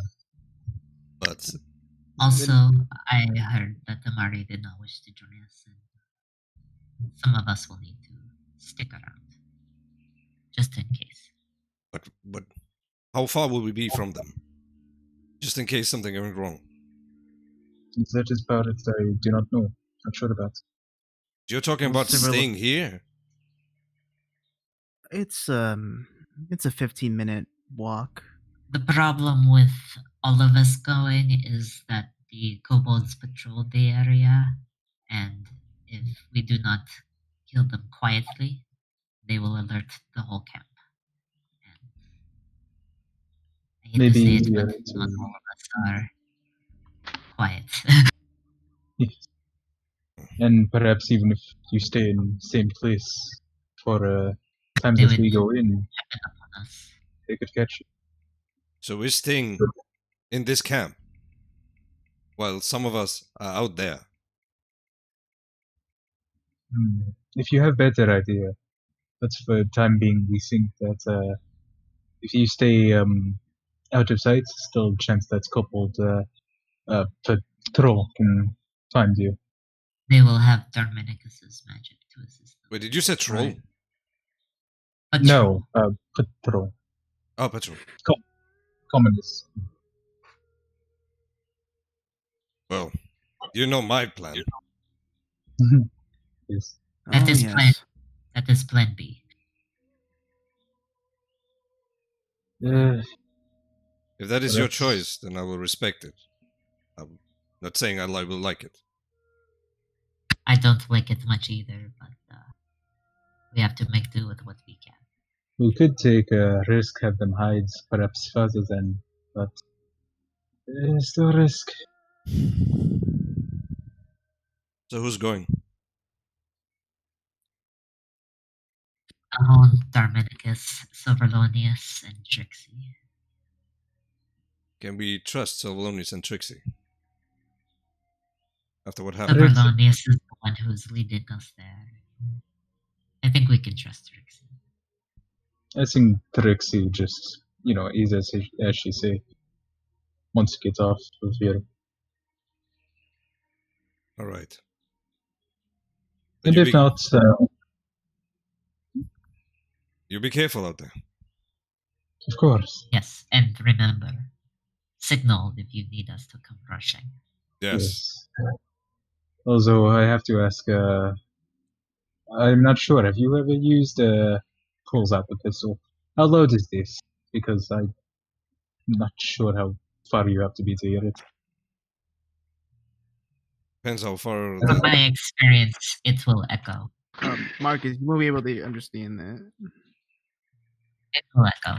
I think I will be able to pick it up. Alright. That's good start. Will take you some time to get there, though. If you can use your magic to enhance the noise, that would be better. I can try that. Make me focus for a second, but I can do it. We'll have But to take if- time to get there, though. Yes. While you do that, I think I will attempt to make some supplies in case we need to go to plan B. That is a good idea. Keep watching Amari, guard the camp in case patrol come by. I suppose he's not perfect, but we can be okay. I look over to Silverlonius. The kobolds. What are their buildings made out of? It's local hide from wild pigs and such animals. They've used other bones as well to kind of make them. How nicely You- would it burn? Pretty well, I'd have to say. If it would go up nice and toasty. Very well then, I know what I will be making. Near their section, they have more dry reeds and weeds. There's not too many places for them to kind of, what I would say, have greenery. Not an agricultural type of peoples. All right, I just give a nod to that. And I look toward the group that's going to be going on the scouting mission. And I just look at them and go, "May the Raven Queen guide you." Thank you. Thank you. We'll do what we can. We'll make sure we come back. You better. You better. Here. And may the Raven Queen guide you as well. And Trixie gives a little bow. Trixie, before you run off, I made you something. She looks at you a little terrified. She's okay. Just a present. Not sure what, but should be okay. She is nervous. Okay, You know what? it's a little rough, but I'm gonna hand her a little clay ziggurat and cast tongues on her. Oh. That you should at least be able to understand any kobolds you run into for about an hour or so. Well, thank you. Yeah, sorry, I've been kind of quiet. There was it's really hard to make shit out of like sand and clay. It looks really nice and very, very good. Don't fucking lie to me, it's shit. You're right, it looks disgusting, but it's useful. I think it looks great. Trixie looks awkward, but then she just kind of like looks to you again, man, and says, "Thank you." She says, "Thank you." Yeah, you're welcome. I hope it's safe. Stay safe, Trixie. The Silverlonius watch after her. Oh, I will, chap. Good, I will. Don't worry. I'll be watching the jungles for everybody. Stay safe. Yes. Thank you, Ginger. I'll get to work on the supplies. Ginger just crosses his arms and looks out in the jungle. Here, I'm gonna work on this close to the water just in case. We walk out of the camp, we suddenly hear an explosion. It's fine. Before Just like the last time. before we walk out, I actually was reading, and hopefully this is what it means. But I will take out my staff, and then with every person here in the camp, I'm casting Pass Without Trace. With everyone here. So All right. for this first one, it's going to be everyone that's in the camp. And then before Alessia walks off, I'd be like, just in case if you do need to hide, you can at least do so within the hour while we're gone. Right? Is that how it works, or is it must be within my facility still? They have have to to be- be within 30 feet the whole time. Oh yeah, here for the duration, each creature for the duration. I said, I You just choose read. within 30 feet of... I'm not sure. No, I'm this not is- sure. I've had teams play it both ways, so Oh no, I'm saying this is for the duration. Each creature you choose within 30 feet has that. 30 feet of you, that's usually No, okay.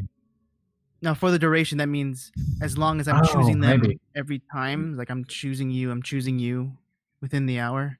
Yes, I think that's what it means. Okay, then never mind. Okay. Then I won't cast Now it that on. you put on it that all. way, I have played it wrong in my Saturday game. Apparently.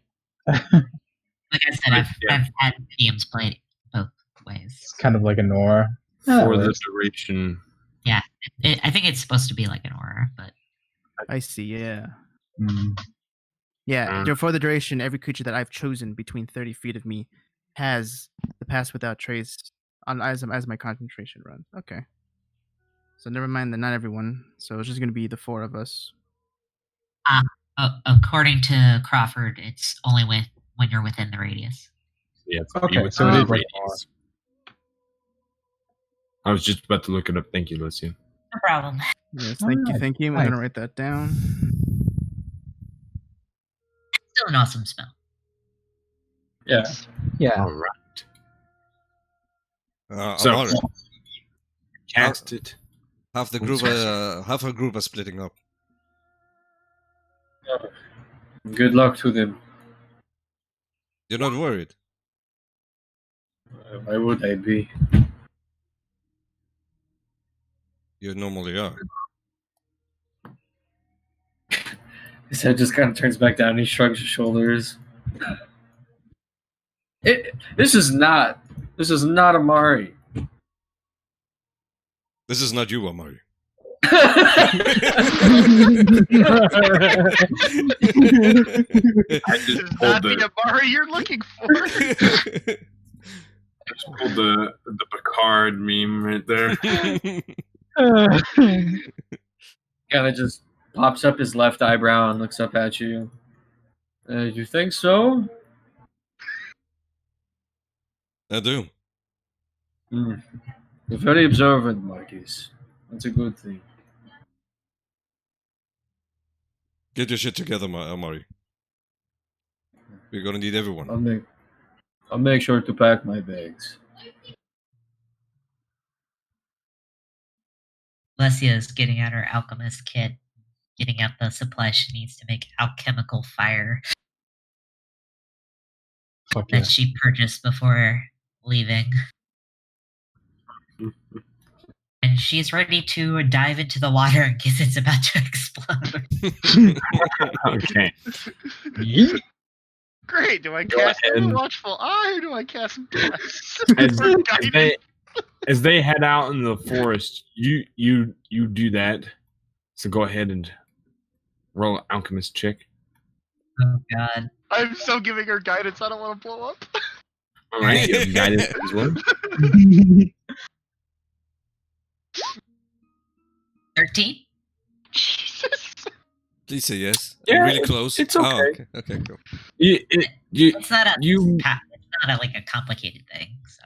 you were able to cap it, one of them, and make one complete.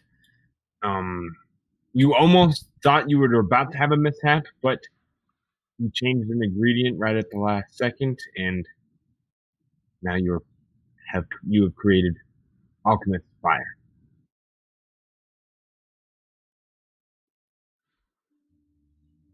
Wow.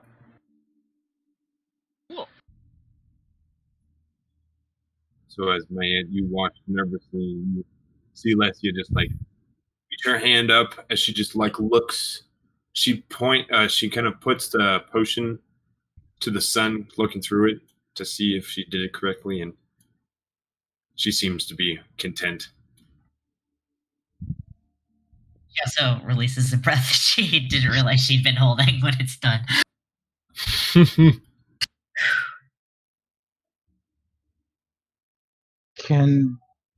I don't know, up until the moment where she mentioned alchemical supplies, now I completely forgot he had them. Can I make a check or something to see if he remembers? Had what? He still took the alchemical supplies from Chantel's body. I don't want to metagame and say all of a sudden he remembers. Should I roll a check or whatever? Or We can. It's fine. You can say you Alright. you were able to give it to her and everything. yeah, I'll do that. No He worries, takes a it's fine. step out of the camp and just stops short. He's like, oh, wait a second.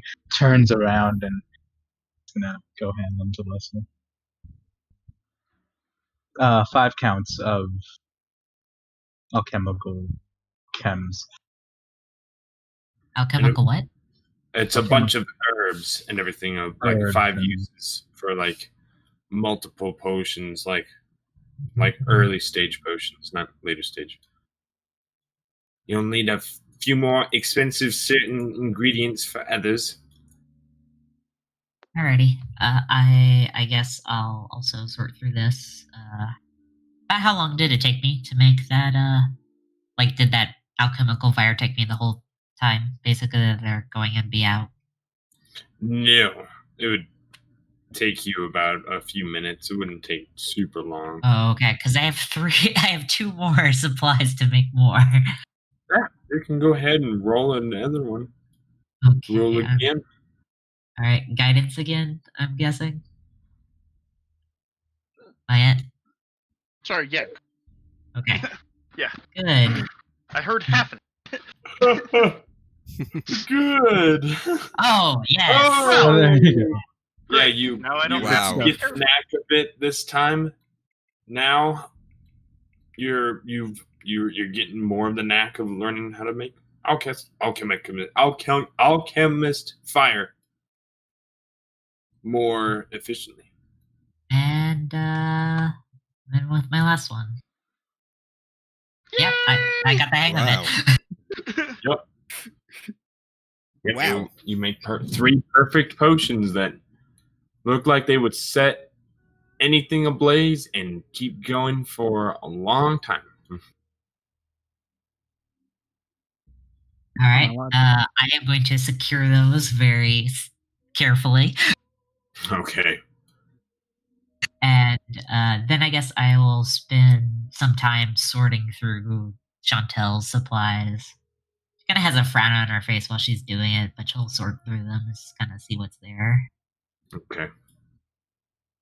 As you do that, and the others walk through the jungle, this is where we're going to have a quick 12-minute break, everybody. And Alrighty. then we'll go ahead and continue right from here. Actually, 15, not 12 minutes. Sorry, Karun. Okay, no I'm worries. glad it extra didn't minutes. explode. Alrighty. That could've See, So intense. Goodness. Okay. We're back. We're back. And as we're back, everybody, we have half the group split up right now as, excuse me, Soda wanted to come back out for a second. But as half of you walk through the jungle, Darmenicus, Nahon, Trixie, Silver Alonius, the rest of you stay and watch over the campsite.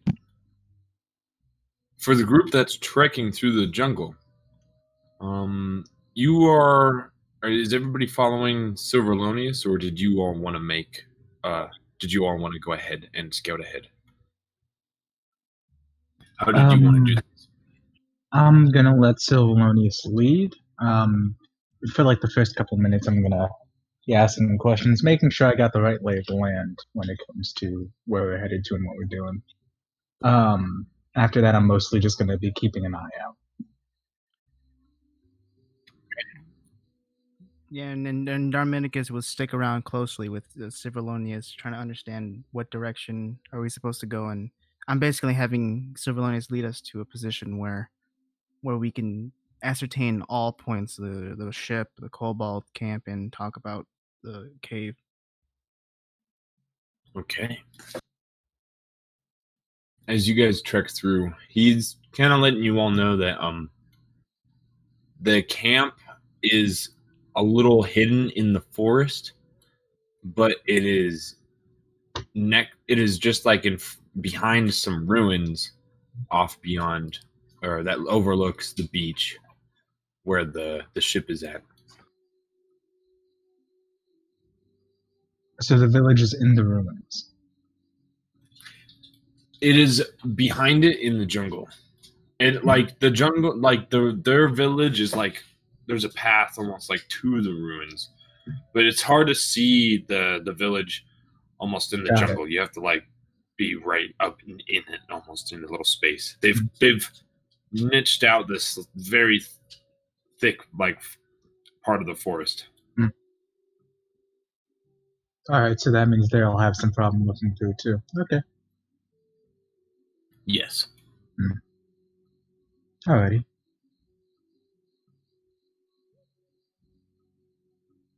And as you guys are trekking through, I need stealth rolls. So, could I also make a perception check just to make sure I'm not being snuck up on? Yes. Remember, stealth rolls plus 10.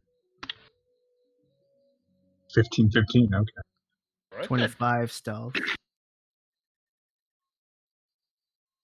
And 27. Nice. 27 and a 23. Right.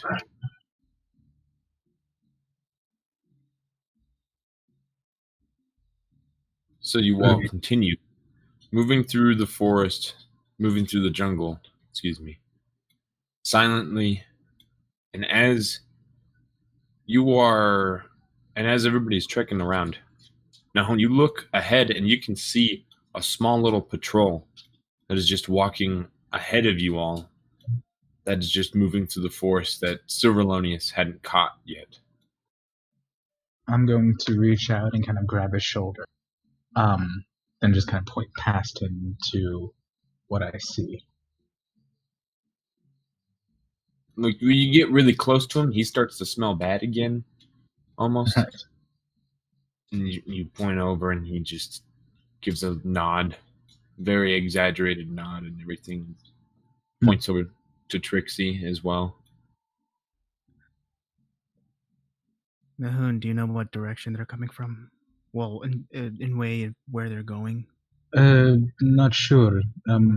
It kind of looks like I'm kind of imagining like they're kind of like circling around, like these patrols are very circular in motion around their place, their village. Which direction are they headed? It seems that they are going towards like if there was a center point where you guys were from the camp, you guys just went east. They're going more up, back north. So they're headed back to the camp? Back to the Back to the camp. Because the camp is like northeast from you guys. Got it. Headed back to the village next to us, I think. Oh, we can still sneak by, right? We don't have to force our hand. Yeah, I think so. Okay. If we can get closer, but we need to be careful. The closer we get, the more patrols there are. Like I said, it is hard to be in this tight area. Yes. We could send the numbers, but I do not think that is a good idea. There too many of them. Bastards come out of nowhere, it seems. Alright, let's just keep moving. Alright. Also, a secondary point. If you see any animals, if they're big or anything like that, please do not attack them. I could subdue them, so we don't have to force any more violence. All right, take that in consideration. All right, let's move quietly. Shit. And he just like steps on a twig. Looks over. We're okay. We're fine. Just keep going. Oh boy. So I'll be continuing to keep my eye out, because why wouldn't I? Of course. All right. You guys trek probably about another 10 minutes or so. Until you start... God damn it, Sierra. I can't look at you. God. I just can't. It's going to distract me. Fucking A. Okay. As you guys started trekking through the jungle, very sneaky. The kobolds, they have no idea you guys are there, and they just seem to just wander and look around, and they seem to get a little reactive to whatever they hear, and then they calm down once they realize it's nothing again, continuing on. But then you can hear some grumbles and then like some strange language being spoken. And Trixie just looks over. I think they're trying to hunt. They're not going back to the town. We have to go around them. Wait, what do you think they're hunting for? Did they ask? Did they say anything? I didn't hear. If it's a hunt, that means a larger party, which means they'll be more open-minded, open-eyed. Right. Alright, we gotta keep moving then. Yes, let's go around them. I do Right. hope they're open-minded for us coming in and taking that thing back. Perhaps not, but it is why we do it. Let's move. Quickly before they start their hunt. You all hurry as best as you can while stealthing through. And Nahon, Darmanicus, you can roll one as well. Both roll perception checks, please. Alright. Oof. You both are sneaking your way through. Nahon, you aren't able to hear anything as you go by. You're just kind of like focused on trying to stay sneaky. Yeah. As you guys go through, roll another stealth check. Okay. Both of us, right? Oh, yeah. Alright. Reality. Well, someone 28. rolled highs and lows. Alright. 39 for... No. Okay, so a 20 and a 17. You got a... Oh, That's still with the plus 10? yes. Oh, wow. Oof. Alright. They rolled pretty bad this time. Yikes. Thankfully. A We'll see 5 if and that a helps. and then plus their proficiencies with that. All right. So, wait. Yeah, you already rolled. No, you got that nat 20. Goddamn, Yes. you got on that one and then that. God, what the fuck? Right? Whoa! I didn't even see that. The world is crazy. Crazy world, eh? That Silverlonius was supposed to have the luck.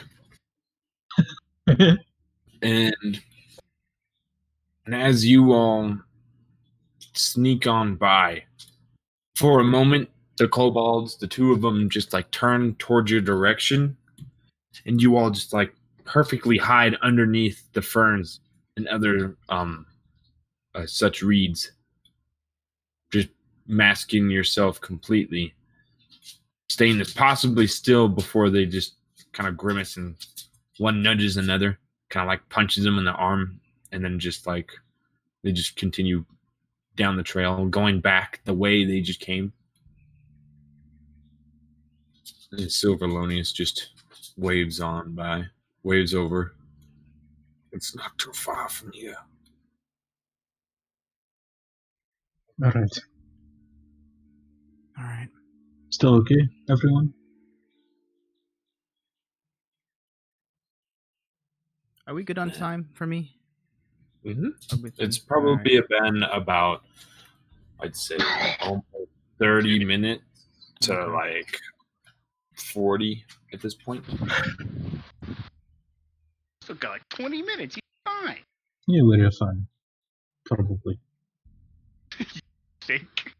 Maybe.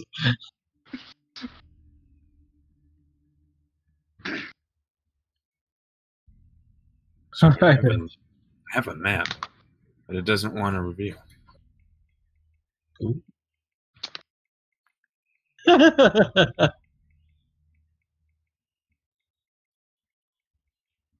God damn it, you guys. You set the platform.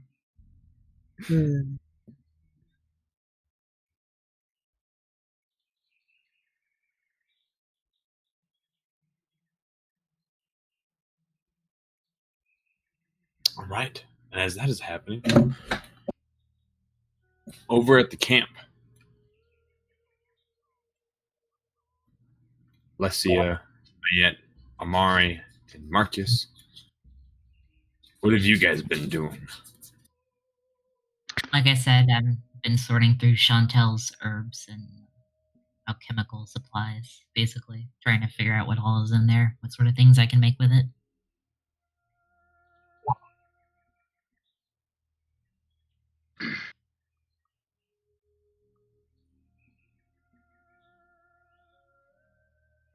All right. And as you do that, Matt, Yes. what are you doing?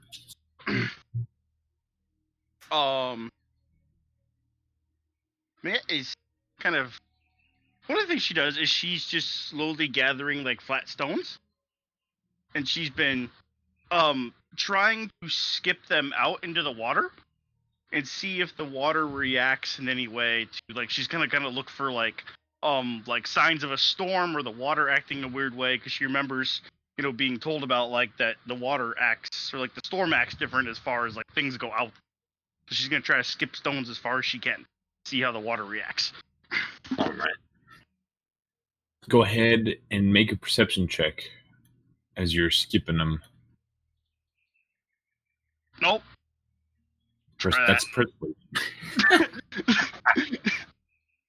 I'm gonna tell the stones to go further.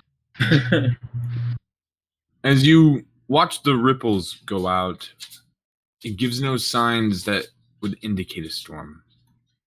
Okay. In fact, it seems just very tranquil in this little space you guys are surrounded in. It almost seems like there's just no worry in the world as well, and it's it's a little off-settling as well because of what was just going through your mind. Yeah.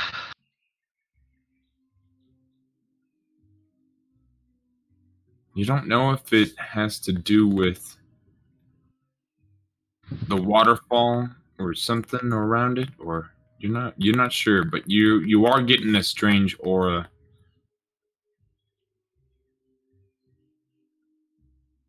Huh?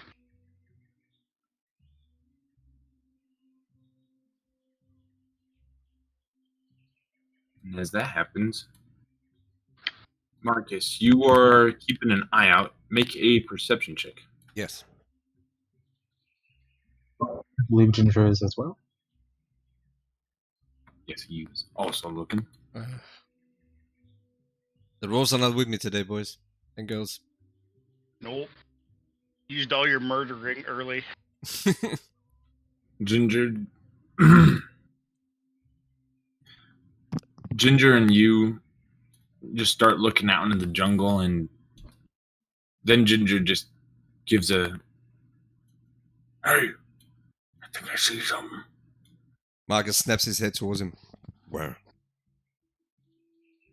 He stopped moving. Points. Once you start moving closer to him, he points over a little bit in the distance, about like 40 feet off to 60 feet almost. You can see a panther and 2 cubs. Just wild animals. Still, to get closer, we'll have to, Yeah, of course. But I don't think a mother with cubs would risk it. let's hope that's the only one around. I'm still gonna keep looking. Yeah. We keep our eyes peeled. If anything moves through these bushes, we slay it down. Get odd. Ginger. How do you feel about what we did to your captain? He looks him straight in the eyes.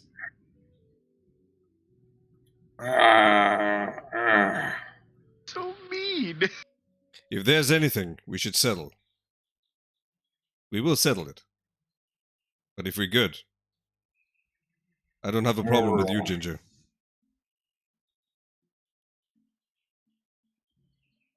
I don't think he deserved to die, even though he did something dumb. You all had the situation handled, but all of a sudden he got too crazy. Still, you went overkill, I'd say. Would it have been easier if I just had stabbed him to death? Would have been merciful. He stares him in the eye. Who says I'm merciful? Who says you're reasonable as well?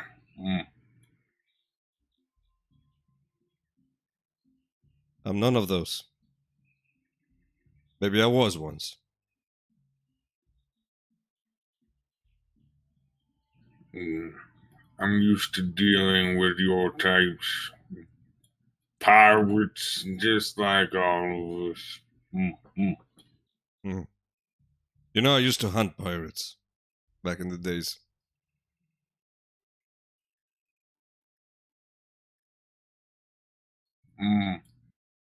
We made it a sport.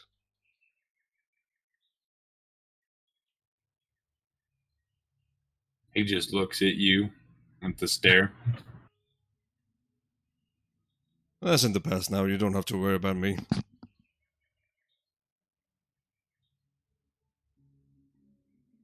He keeps looking at you. He turns his head away and starts looking through the bush. Ignores him completely.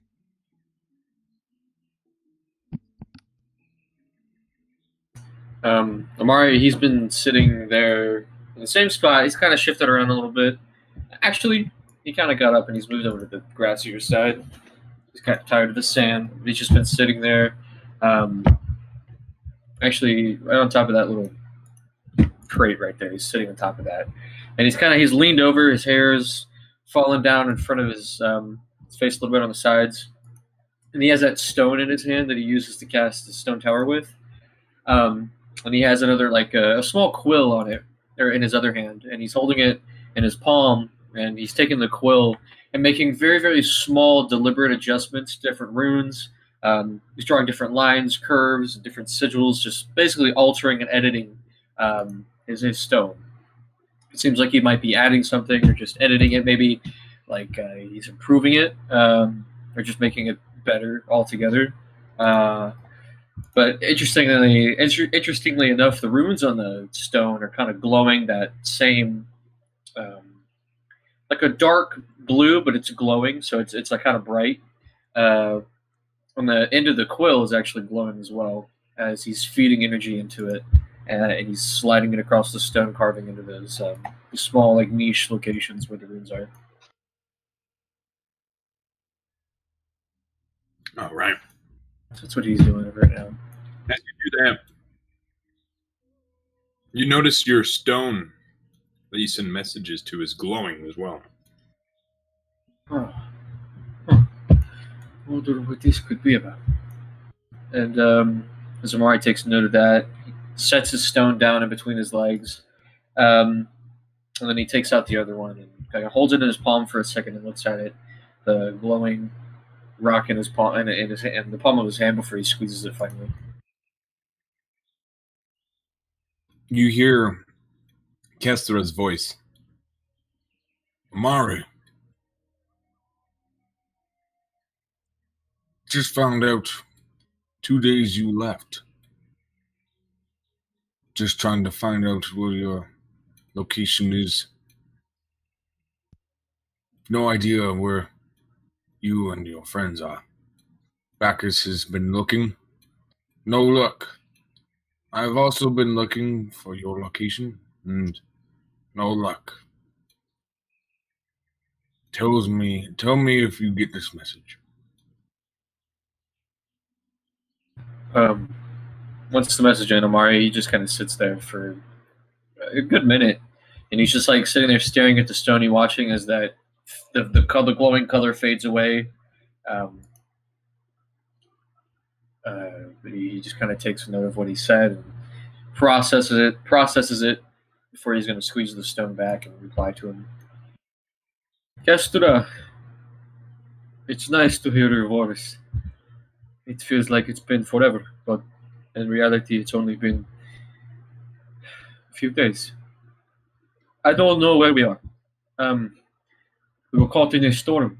The ship was hit by a massive wave, and we ended up on the shore of an island that is not charted on any maps, at least that we owned. I wish I could give you more information, but we found a man known as Silverlonius. He explained to us that this place is called the Skull Isles. I have never heard of it before, and I don't know how to get off of it. If you know anyone that could come and save us, perhaps someone that knows teleportation magics or anything, please let us know. I don't know if I would be able to give you the correct information to teleport to, but I could try.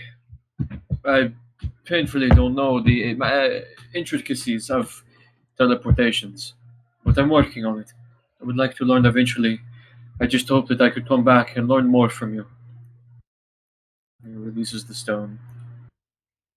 He kind of just stares at it for a good minute too, after sending it, before he slowly moves it back into his satchel and sets it down in there. He stared at it for that minute or so just to see if it would maybe get a reply back sooner than later. But after a minute or so, realizing that he's gonna have to wait, he puts it back in there, brings out his rune stone once again, and starts kind of carving into those same runes. Working on his basically improving it. All right. And as that happens, the other group, you all have now reached the outskirts of the tree line. And when you look out to the tree line, you all see this.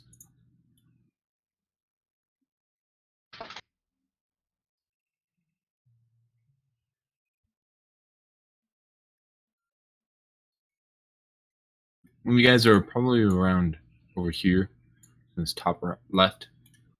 All right. And I think this will work.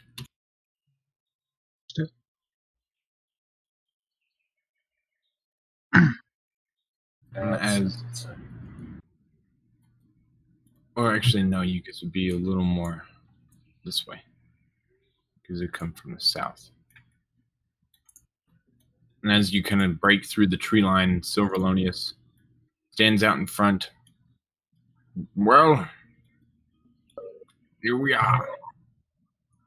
Over there is the Eastwood. And over here is what I would call myself a graveyard. Graveyard. This not looks so bad. I was expect spikes and who knows what else. There's all my crew right there, bloody bastards. So it's my crew, all of them.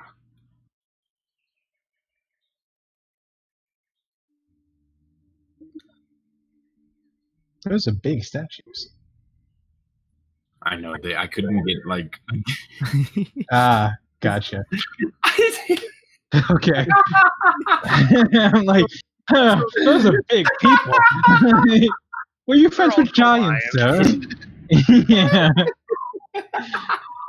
All right, I'll just pretend they're normal human size. Yeah. That's for aesthetics. Some are broken, and then others are in pretty good shape, but they all seem to be in ones of just pure fright and just like a pure frightened stage. Yes.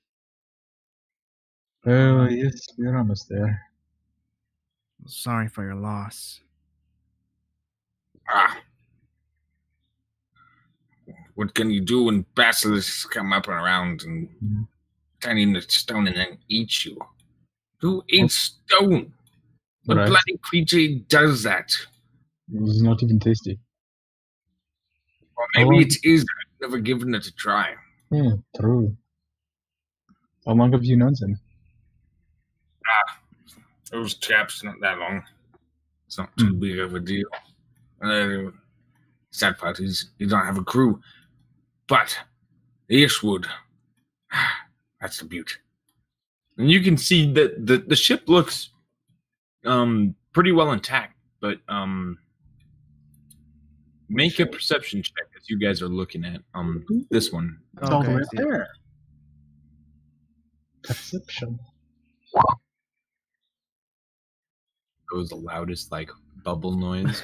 Right. Gosh, the die Boom. on my screen was just like kept rolling and rolling. I'm like, oh my gosh, what is it? Like, what is my- gonna happen?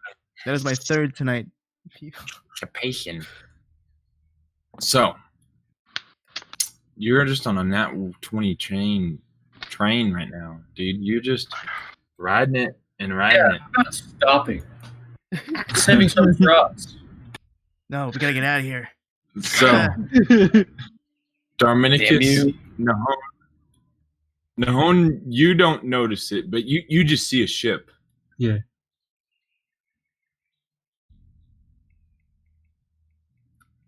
Darminicus, when you look in the back, there's some flags that are stretched out.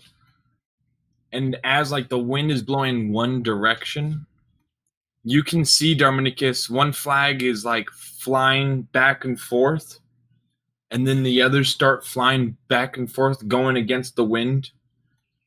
And then the more you notice it, the more it just is like flopping.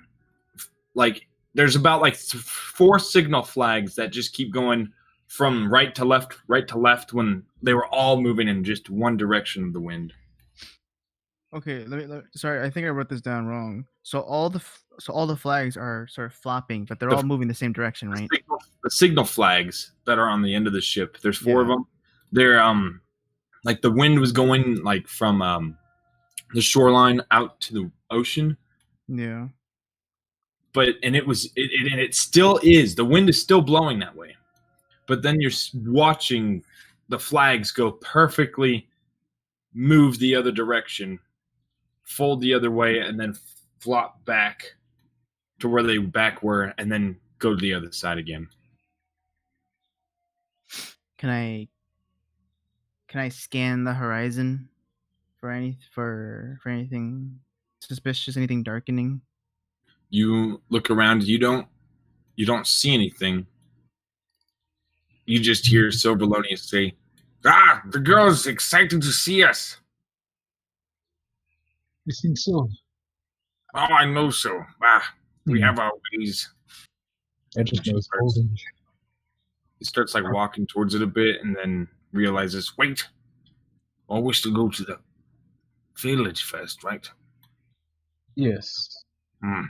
Indeed. What was it? Mast helm thing? What is it called?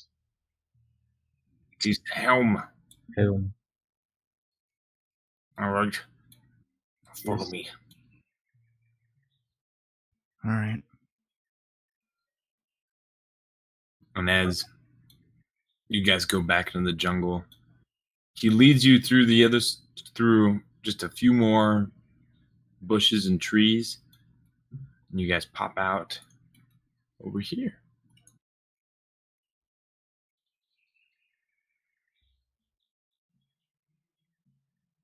You have forgotten where we are supposed to go. I got too excited. I always love to see my ship. Fair enough, can I blame you? Does it always react with you? Yes, we talk to each other all the time. Hear its voice, or is that a metaphor? It speaks to me. It doesn't speak to anybody else, I think. That's fair. Well, I'm guessing you two probably have a signal for each other, huh? He looks over and kind of gives a little smirk. You could say that. And this is your place.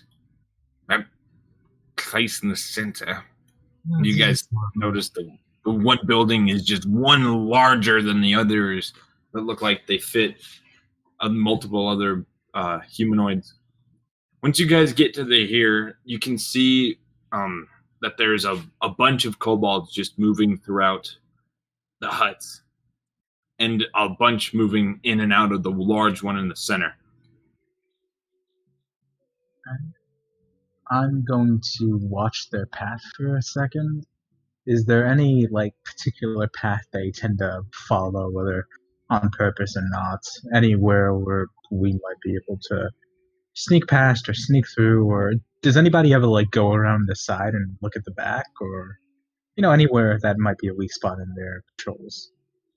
It'll take some time. I'd have to say it'd take like about a half an hour of investigating, of just watching everything for a good amount. See that? And Okay. I'm assuming in that time then I'll have to burn my second. Yeah, all right. That's So we right. can't do that. Oh, it's 5 fine. I think it's fine. 5 minutes wouldn't get us anything. 5 minutes? No, that's not No. enough time for scouting. Got it. All right. Well, I have idea. Way I usually do things is, if I wish to avoid attention, usually watch where people are looking and how you say, places where they walk, so I can avoid them. But we may not have that time.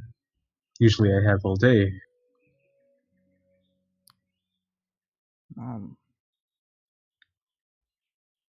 Well, again, if we can't take it this time, we can always just try again.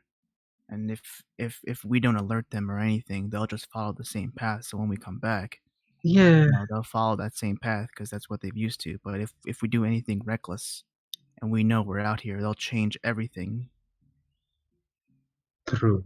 But I mean, are we going to bring entire group next time? Question. Otherwise, nothing will change, and we might as well do it now. But can I look at the kobolds? Around how many does there seem to be going from place to place? Just on a general count. About a few dozen. About maybe 3 dozen to 4 dozen. That's just lots. Trixie, they say anything? All I'm hearing is just normal banter, food, hunt, scout. They seem distracted a little bit. And you guys seem to notice they are just moving around. There's not many just watching and looking at any points. Right. Most just doing stuff. Yeah, they're actively trying to just prepare for around the village. You can see some just are doing nothing as well. They just are asleep somewhere.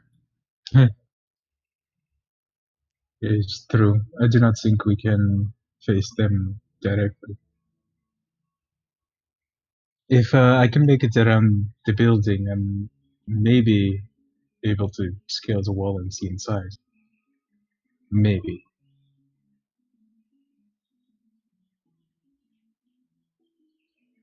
That is dangerous. Though. If that would not if you think you can get there without being cut, it is very hard. Do you even see that helm? No, but I assume, Captain, you said it is in the biggest building, yes? Their main building, like a trophy? Should be on top last time I saw. Plus, how big is it? And I'm trying to scale my hands, getting bigger and bigger. It's like how big is it? He almost wingspan wide. He starts to stretch out, like his wingspan, So that's what he meant. So we'll probably need more people. But make a perception check. You too. All of us? All right.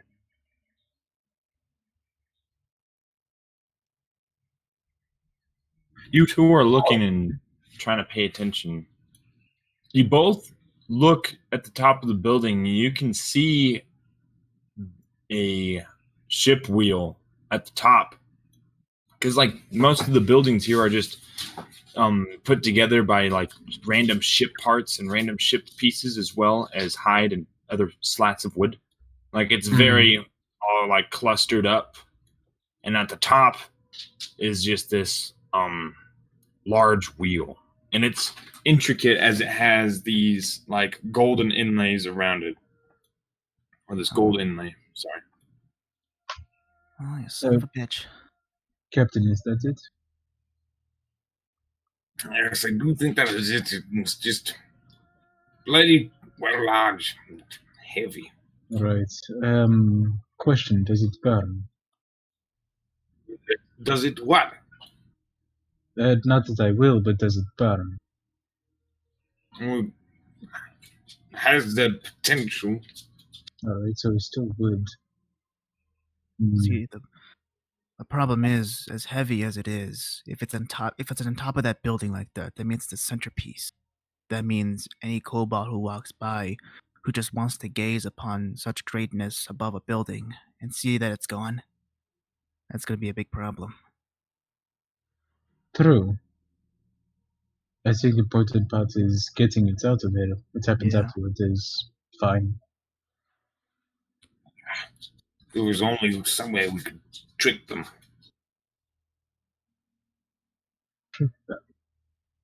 What if? No. Sorry. Anything is ideal.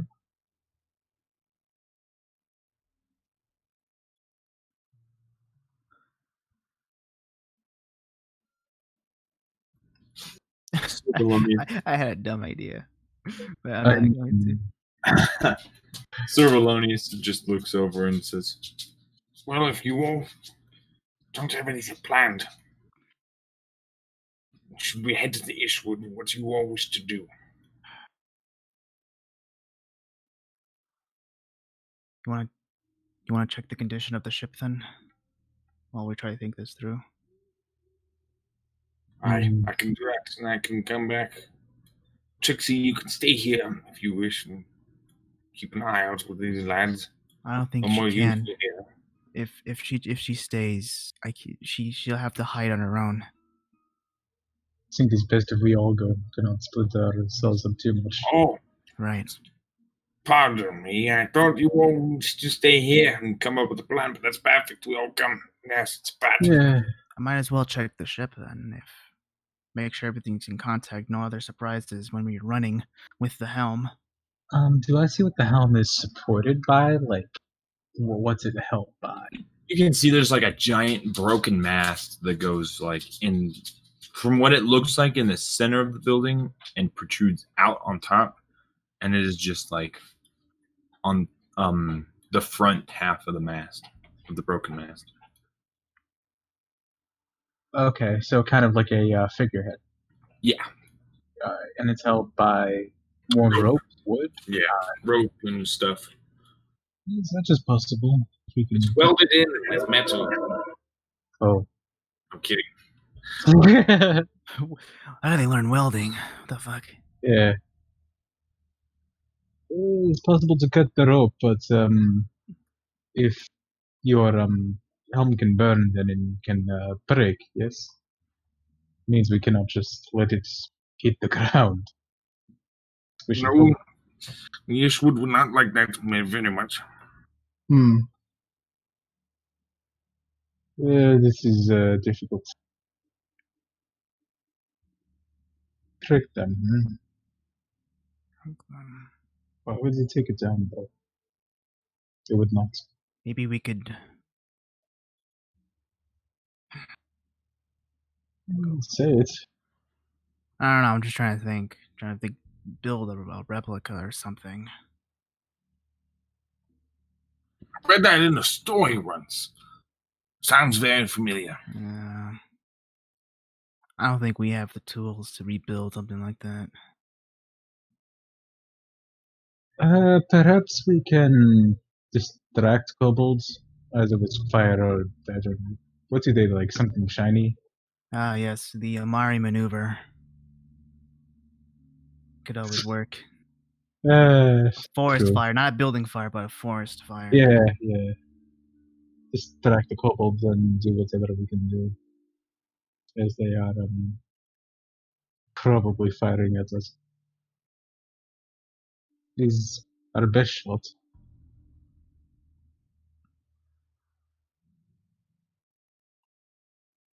And every plan as good as this point. We've never been this close to having this much help to get it. As you can see, I couldn't get it myself. All right. Yeah. Yeah, especially if we do take it, they're gonna be mad, like mad. You can understand why I haven't done it yet, Noctis. Wonder if they know where we are. Probably not. They would detect us by now. They would. I've been caught here before. Not in this spot, per se. And he points like to one over there. Right. I saw him hit me with a rock. What about your camp? Have they ever found that? No, they don't go around in that area for some reason. Hmm. It is such a tranquil little space. I almost feel like they have no concept of it. Look at this place. It's chaotic and running around. Oh, look. One just stabbed each other. Oh, joy. That's in there. As you can see, this whole... It's chaos. Organized chaos, almost. Perhaps they do not like water.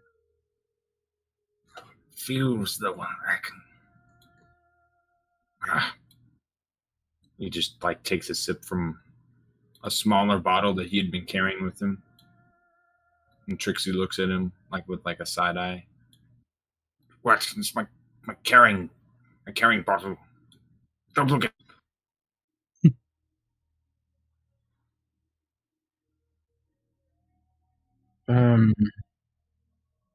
Have to cut the rope, carry it down.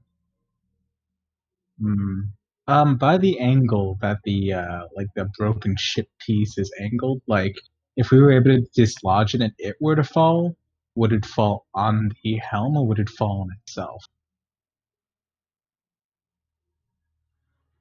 The mast, like the mast itself? Yeah, the broken mast piece. Well, it looks like it goes through, and like it looks like it's part of the through the building, like the building interior, like the support system in it. Yeah, like it's they used a big piece of a broken big mast. ship as part of the building. Yeah, got it. Yeah, if I could like draw it all out like a perfect artist, then it'd make it more sense. And the mast is the helm is still at the top of that. Okay. Yeah.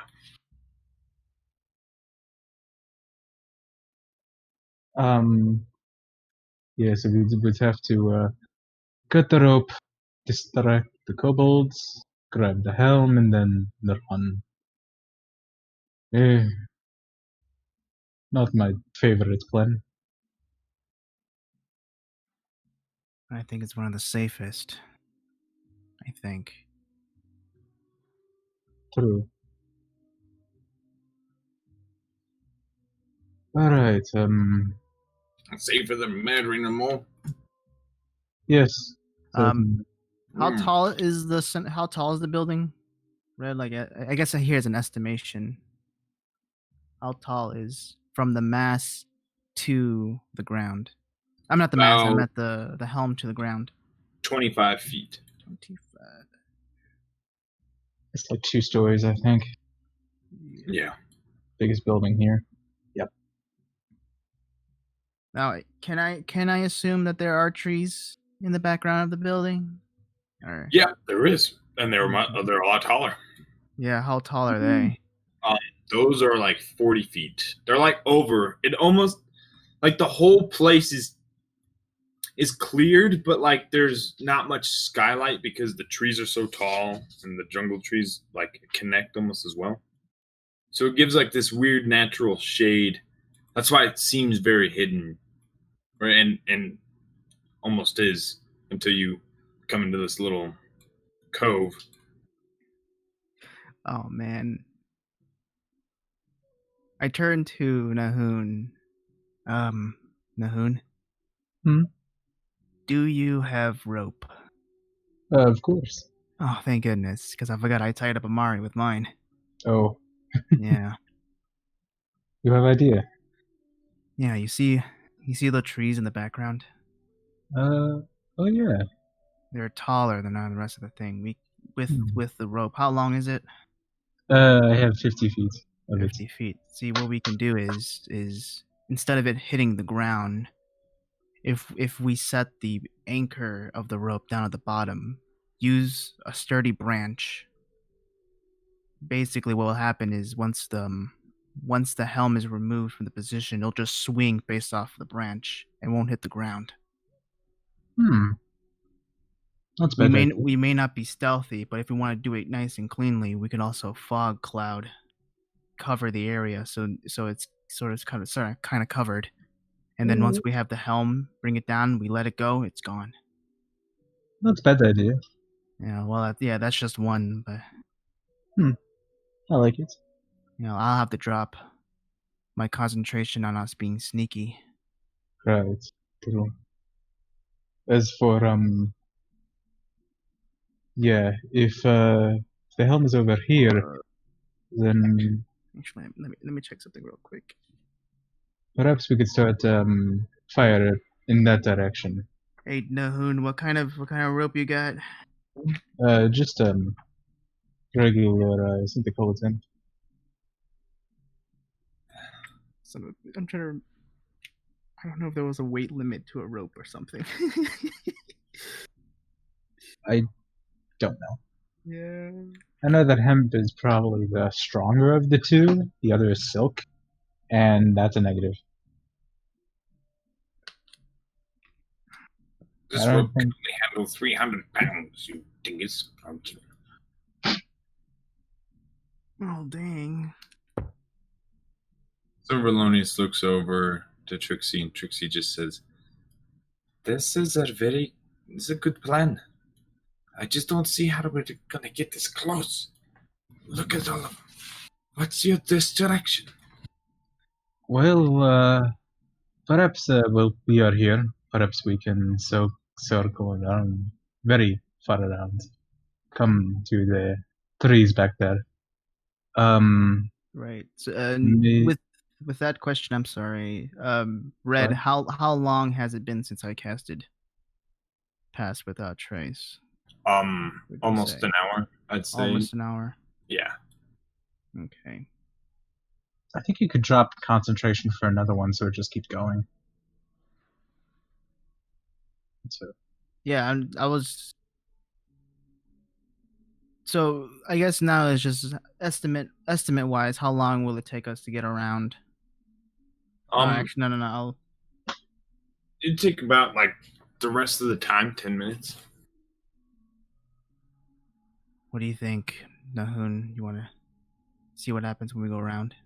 yeah, I think so. Also, if one of us can get in this direction and start maybe fire, have some kind of signal for it to start that fire, distract the kobold so we can do what we do. If we're gonna start a fire, you have to start it here. If any of us walks away from me, I can't help them when they want to hide. That would only draw attention to us. Right. We can start the fire, a little one, and then leave. And then by the time we are on the other side, it is already turned into a giant fire that they can't control. That's bad. Yeah. Let us hope that fire does not reach this building then. But yeah, we can go around. That's good. That's good work. The question then is, how do we get up to the helm to tie it? One of us climb the tree and look over Dominicus. So what we could do is I also include I have my hunting trap on me, and I'm assuming it's one of those bear traps where you have the pressure or anything like that. I'm assuming that's what it is. Yeah, it could be We could- a few different ones. Wait, no, well, we have to cut it off, right? We have to cut the helm off, so might as well. Yeah, be up there. Yeah, we have to. Yeah, someone's got to get up there anyway. Wait, Captain, can you not use your doors? I can go ahead and use it after, but I can only bring one person with me. Either of us can do it, I think, yes? Kind of You look over at Dominicus. might be able to. If I grab the helm, cast that door, and go through it, we'll be able to end up here safely. Now that I think of it. Oh, really? You can carry the helm with you. Or at least two people. I might need help. So one is a person in the helm. In that case, either of us can go with him. I looked at Dominicus. Wait, let me get this straight here. You mean, what did you say? A door? What? Yes, I have this trick I can do. Trust me. Where would you end up? Break through. Anywhere I wish. Okay. I think, Nahun, I think you should go with him. If worst case, me and Trixie will do our best to hide and get our way out, and Silverlonius can choose whatever place. Then he pauses for a moment.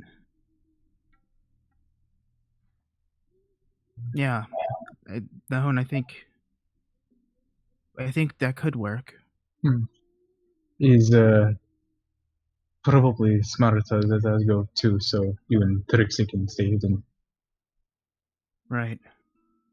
And so no rope, no swing by the tree. We just go upstairs, grab helm, use the rope to get down. I'll grab and go. What I could do is, again, I can give you some cover by putting on a cloud at least, so Right. no one can see you. I You think grab that's it and good. you go, and then I drop it, and me and Trixie will do our best to sneak our way out. Should we, I look over to Silverlonius. Should we leave them or just join them? Or is helm too heavy to run effectively? Oh, we won't be able to run with that. Yes. I should be able to bring us right out where those ruins are. Alright. If we can then just figure out a way, something then. Either put it back on the Ishwood or take it back to the camp. It's hard to tell. I would say back to camp. Back to camp, then go with the entire team to get to this ship. He gives a nod. Better slow than, crazy. If that's the case, I can hide very well and I can run even better. So maybe you should go, Dominicus. I will make sure Trixie gets out of here safe. Sound good? All right. If you think that. Yeah, I do not want either of you get caught. All right. Yeah. Well, we could. Yeah, I can. Yeah, if I stay on the ground and you guys go up the building, I might not be able to see you when we need to hide the most. All right. Yeah. All right. I'll go with Silverlonius. Tell you what, when you cast the fog cloud when we can see it, and then let it go when you get the helm and take the door away, so we know that you are finished. So we can go. That's okay? Sorry, what's the order? Yeah. So he's saying that when you go up with Silverlonius, you cast the fog cloud. And then when you guys get the helm and teleport out of there, you disengage the fog cloud. Okay, so we know that you've escaped. Gotcha. Yeah, I got you. All right, good. Sounds good for you? Back to Jiffy. Right. He just starts sneakily making his way over. Yeah, I suppose you could do it from here. Practicables. I don't know. Do we wish to start fire? Hey, Captain. Wait. I thought we were moving. Goodness, I'm getting too ahead of myself. Yeah, Nahun, if you're gonna stay here with Trixie, maybe you can start doing a fire like way out. Perhaps we do not even have to get to trees. You can just get up and get out. Yeah. Mm. All right. We're gonna start moving then. All right. Before my time's up and I have to do again. Yes. All right. Just move. All right. Trixie, let's just find a good place to put the fire. Right. Once everybody starts moving in their positions, Darmanicus and Silverlonius must make a stealth roll.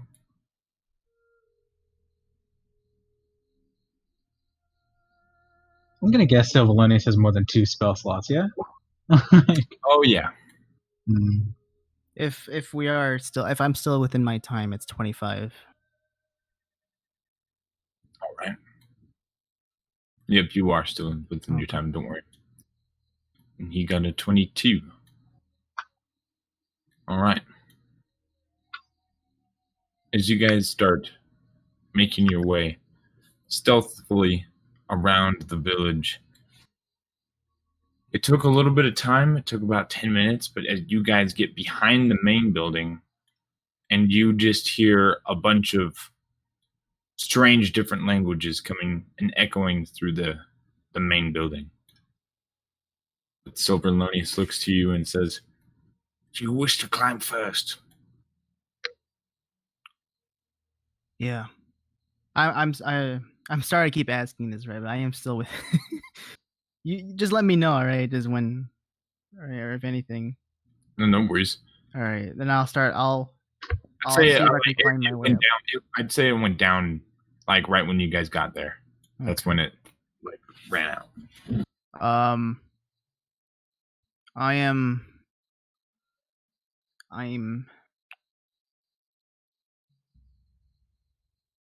I'm gonna cast it again, just because I want to be able to at least hide, at least on the roof, in case if anything happens. All right. So I am gonna burn that one. All right. So then I would climb my way. I'll try myself to climb the scale the walls to the roof. Okay. All right. Make a athletics or acrobatics to go ahead and start climbing, and then also roll a stealth check.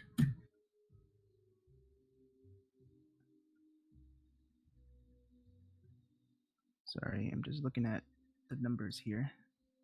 No worries. That and then stealth. Oh yeah, you're 35. able to. You slip up there with ease. Silverlonius just looks at you like, kind of like, "All right, you son of a bitch." he kind of like looks a little aggravated as he's not sure how he's gonna be able to go as silently as you did. So he just he's able to then start working his way up. Rolled a net 20 on the athletics to climb. Okay. Rolled a 19 for stealth. So it's perfect. All right. You both were able to sneak up there with ease. And as you guys get on the top, it kind of creaks for a second, but there's still so much shouting and so much commotion going on in the center on the inside that you're not sure what's happening. But you can tell. You said there was a multitude of languages, or no? It was just like yeah, one. there was one language, but you can hear that there's one voice that really stands out. It does not sound like a kobold. Okay. And Silverlonius walks over to the helm and he like puts his hand around a part of it and he says, "We'll get you back, old girl. Trust me." Silverlonius, What? we are going to the camp, right? Yes, of course. Can I insight that? Go ahead. All right.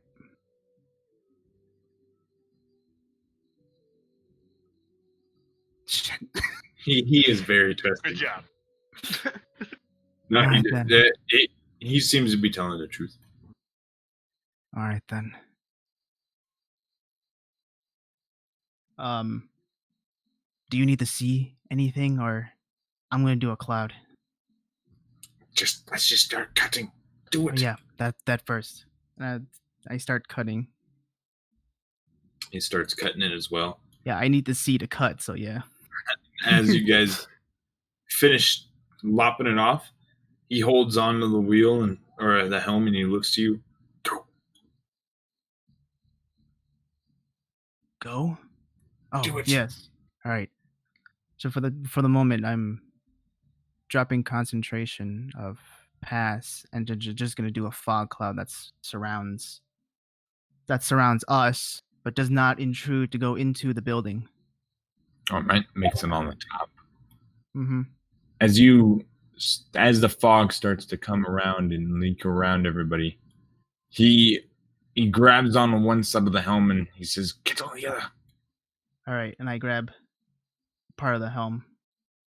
He then casts where this like rectangular door just appeared, and you can see that there's just some like dense jungle on the other end, and he just starts walking through it.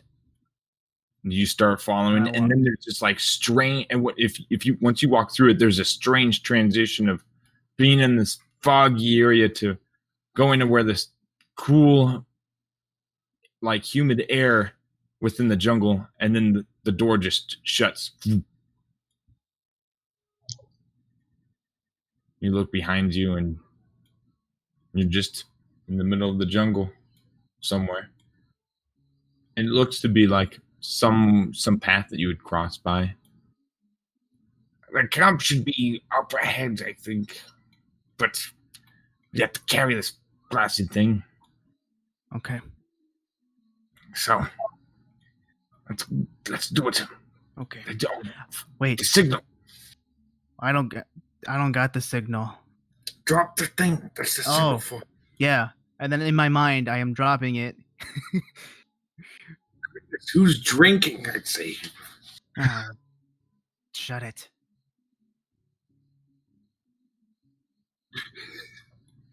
At the same time, can I just take a look around and make sure there's like there's nothing around us, no patrol, no nothing? Make a perception check. All right. Perception. Oh, that's the fourth tonight. You start looking around, and then you see 30 feet behind you, just like as they like have spears in a dead panther, are 4 kobolds just like around it trying to skin it, and they're mumbling to each other and everything. How far away are they? 30 feet away. 30 about 40 feet. Silverlonius just turns around. So where do we head next, chap? I'd say. I thought you said you knew where the camp was going. I knew it's over here somewhere. God damn it. At the same time, I cast fog cloud between us and the kobolds. The fog just starts to appear as like the kobolds start to turn over and look in your direction. And you can see right at the end, one kobold just like points, and then the fog just like encapsulates the whole area. We just need to move one direction, just one direction. Let's go. Not that direction. Oh, that one. This way. All right. All right. We chug our way through a direction. Roll an athletics check, because this is heavy to pick up and carry. Athletics. The ever impressive rolls. Oh, I clicked it. Good. So you hold your end fine, but then Silverlonius just trips. Like he lets go of his end of the helm, which causes you to drop your end, and it starts to roll down a little bit. And as it just like collapses into some trees and such. And Silverlonius just makes it like a goodness. Shit! God fucking damn it! I'm trying my goddamn best. I'm not sorry. meant for this kind of work. I'm a captain. Damn it! Let's just quiet down for a moment. What do you mean? What do we have to? Oh fuck! And he turns around and sees the kobolds just like charging. How many are there? There's 4 of them just like running through the fog at you two. All right.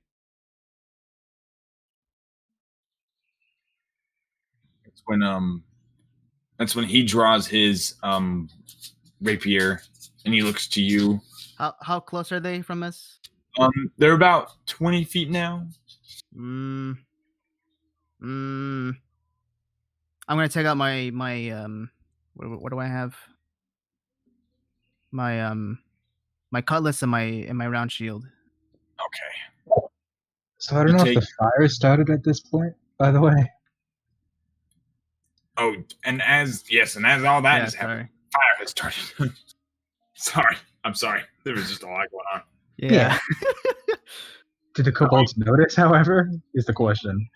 Nahon and Trixie, you guys are over there working on lighting a fire. Roll a survival check, Nahon, with advantage. See how fast we can get it done, I suppose. If you can even do it as well. Yeah, you guys were able to make the fire and like have it go up, and you can see smoke. It's starting to encapsulate this little area that you are in, but then it starts to catch on all this other dry grass, and it starts to move and boom. Trixie looks to you and says, are we ready? Do we move? Oh yeah, this is fun, I'm sure. I kind of look back. I don't even know if we can see the cove by now, can we? You look up and you see where the fog is, and then you see it dissipate. All right, yes, we move. We move now. You start running.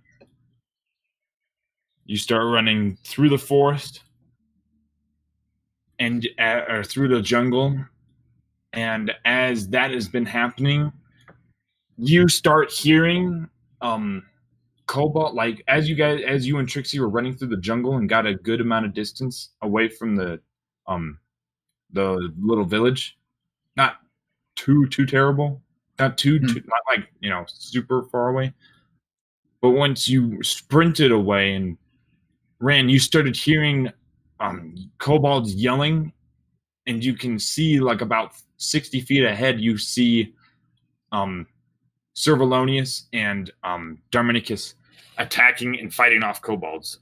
So Darmanicus, go ahead and roll. You can roll your attacks. All right. How many? There's 2 of them, or there's 4 of them in total. Oh yeah, but basically I could do 2 attacks in one, so I'm just gonna roll 2, right? Or yeah, with the they have barely any health, so you finish them off. We'll roll another one. Yeah, you finish them off easily with your just 2 blows with the cutlass. Just boom, boom. You finished off 2 of the kobolds that ran at your way, and you looked over at Servalonius. He gutted one of them with his rapier, and then just like finished off the other with like a quick finesse move. Do you think we got spotted? Woo! Holy moly! I never thought I'd be using a sword. Okay. Grab the bloody wheel. Yeah. I'll grab it. Friends. And that's when Servalonius still sees Nahon and Trixie. Oh, hey there. How perfect. Oh, you made it. Oh, thank goodness. Oh, we were fine. Oh, sure. But, yes, that is it, I suppose. You guys now, like, see and hear, like, screams and, like, smell of smoke. And you can, like, when you guys, like, look way out in the distance past some brush, you can see a little bit of flames coming towards the jungle. All right, so you sure now we have to outrun the fire. Ah, yes, the Amari maneuver. Right. All right, let's go. Hey, do you want to call the signal now? Maybe we'll get everyone to grab this thing and or we'll just run our way that way. Let's move. Yeah, I am grabbing it right now. Yeah, let's just move it. Let's go. We'll save the pistol ammo. All right. So, the way you said that, Simon. Well, yeah, it's a gun. Save the pistol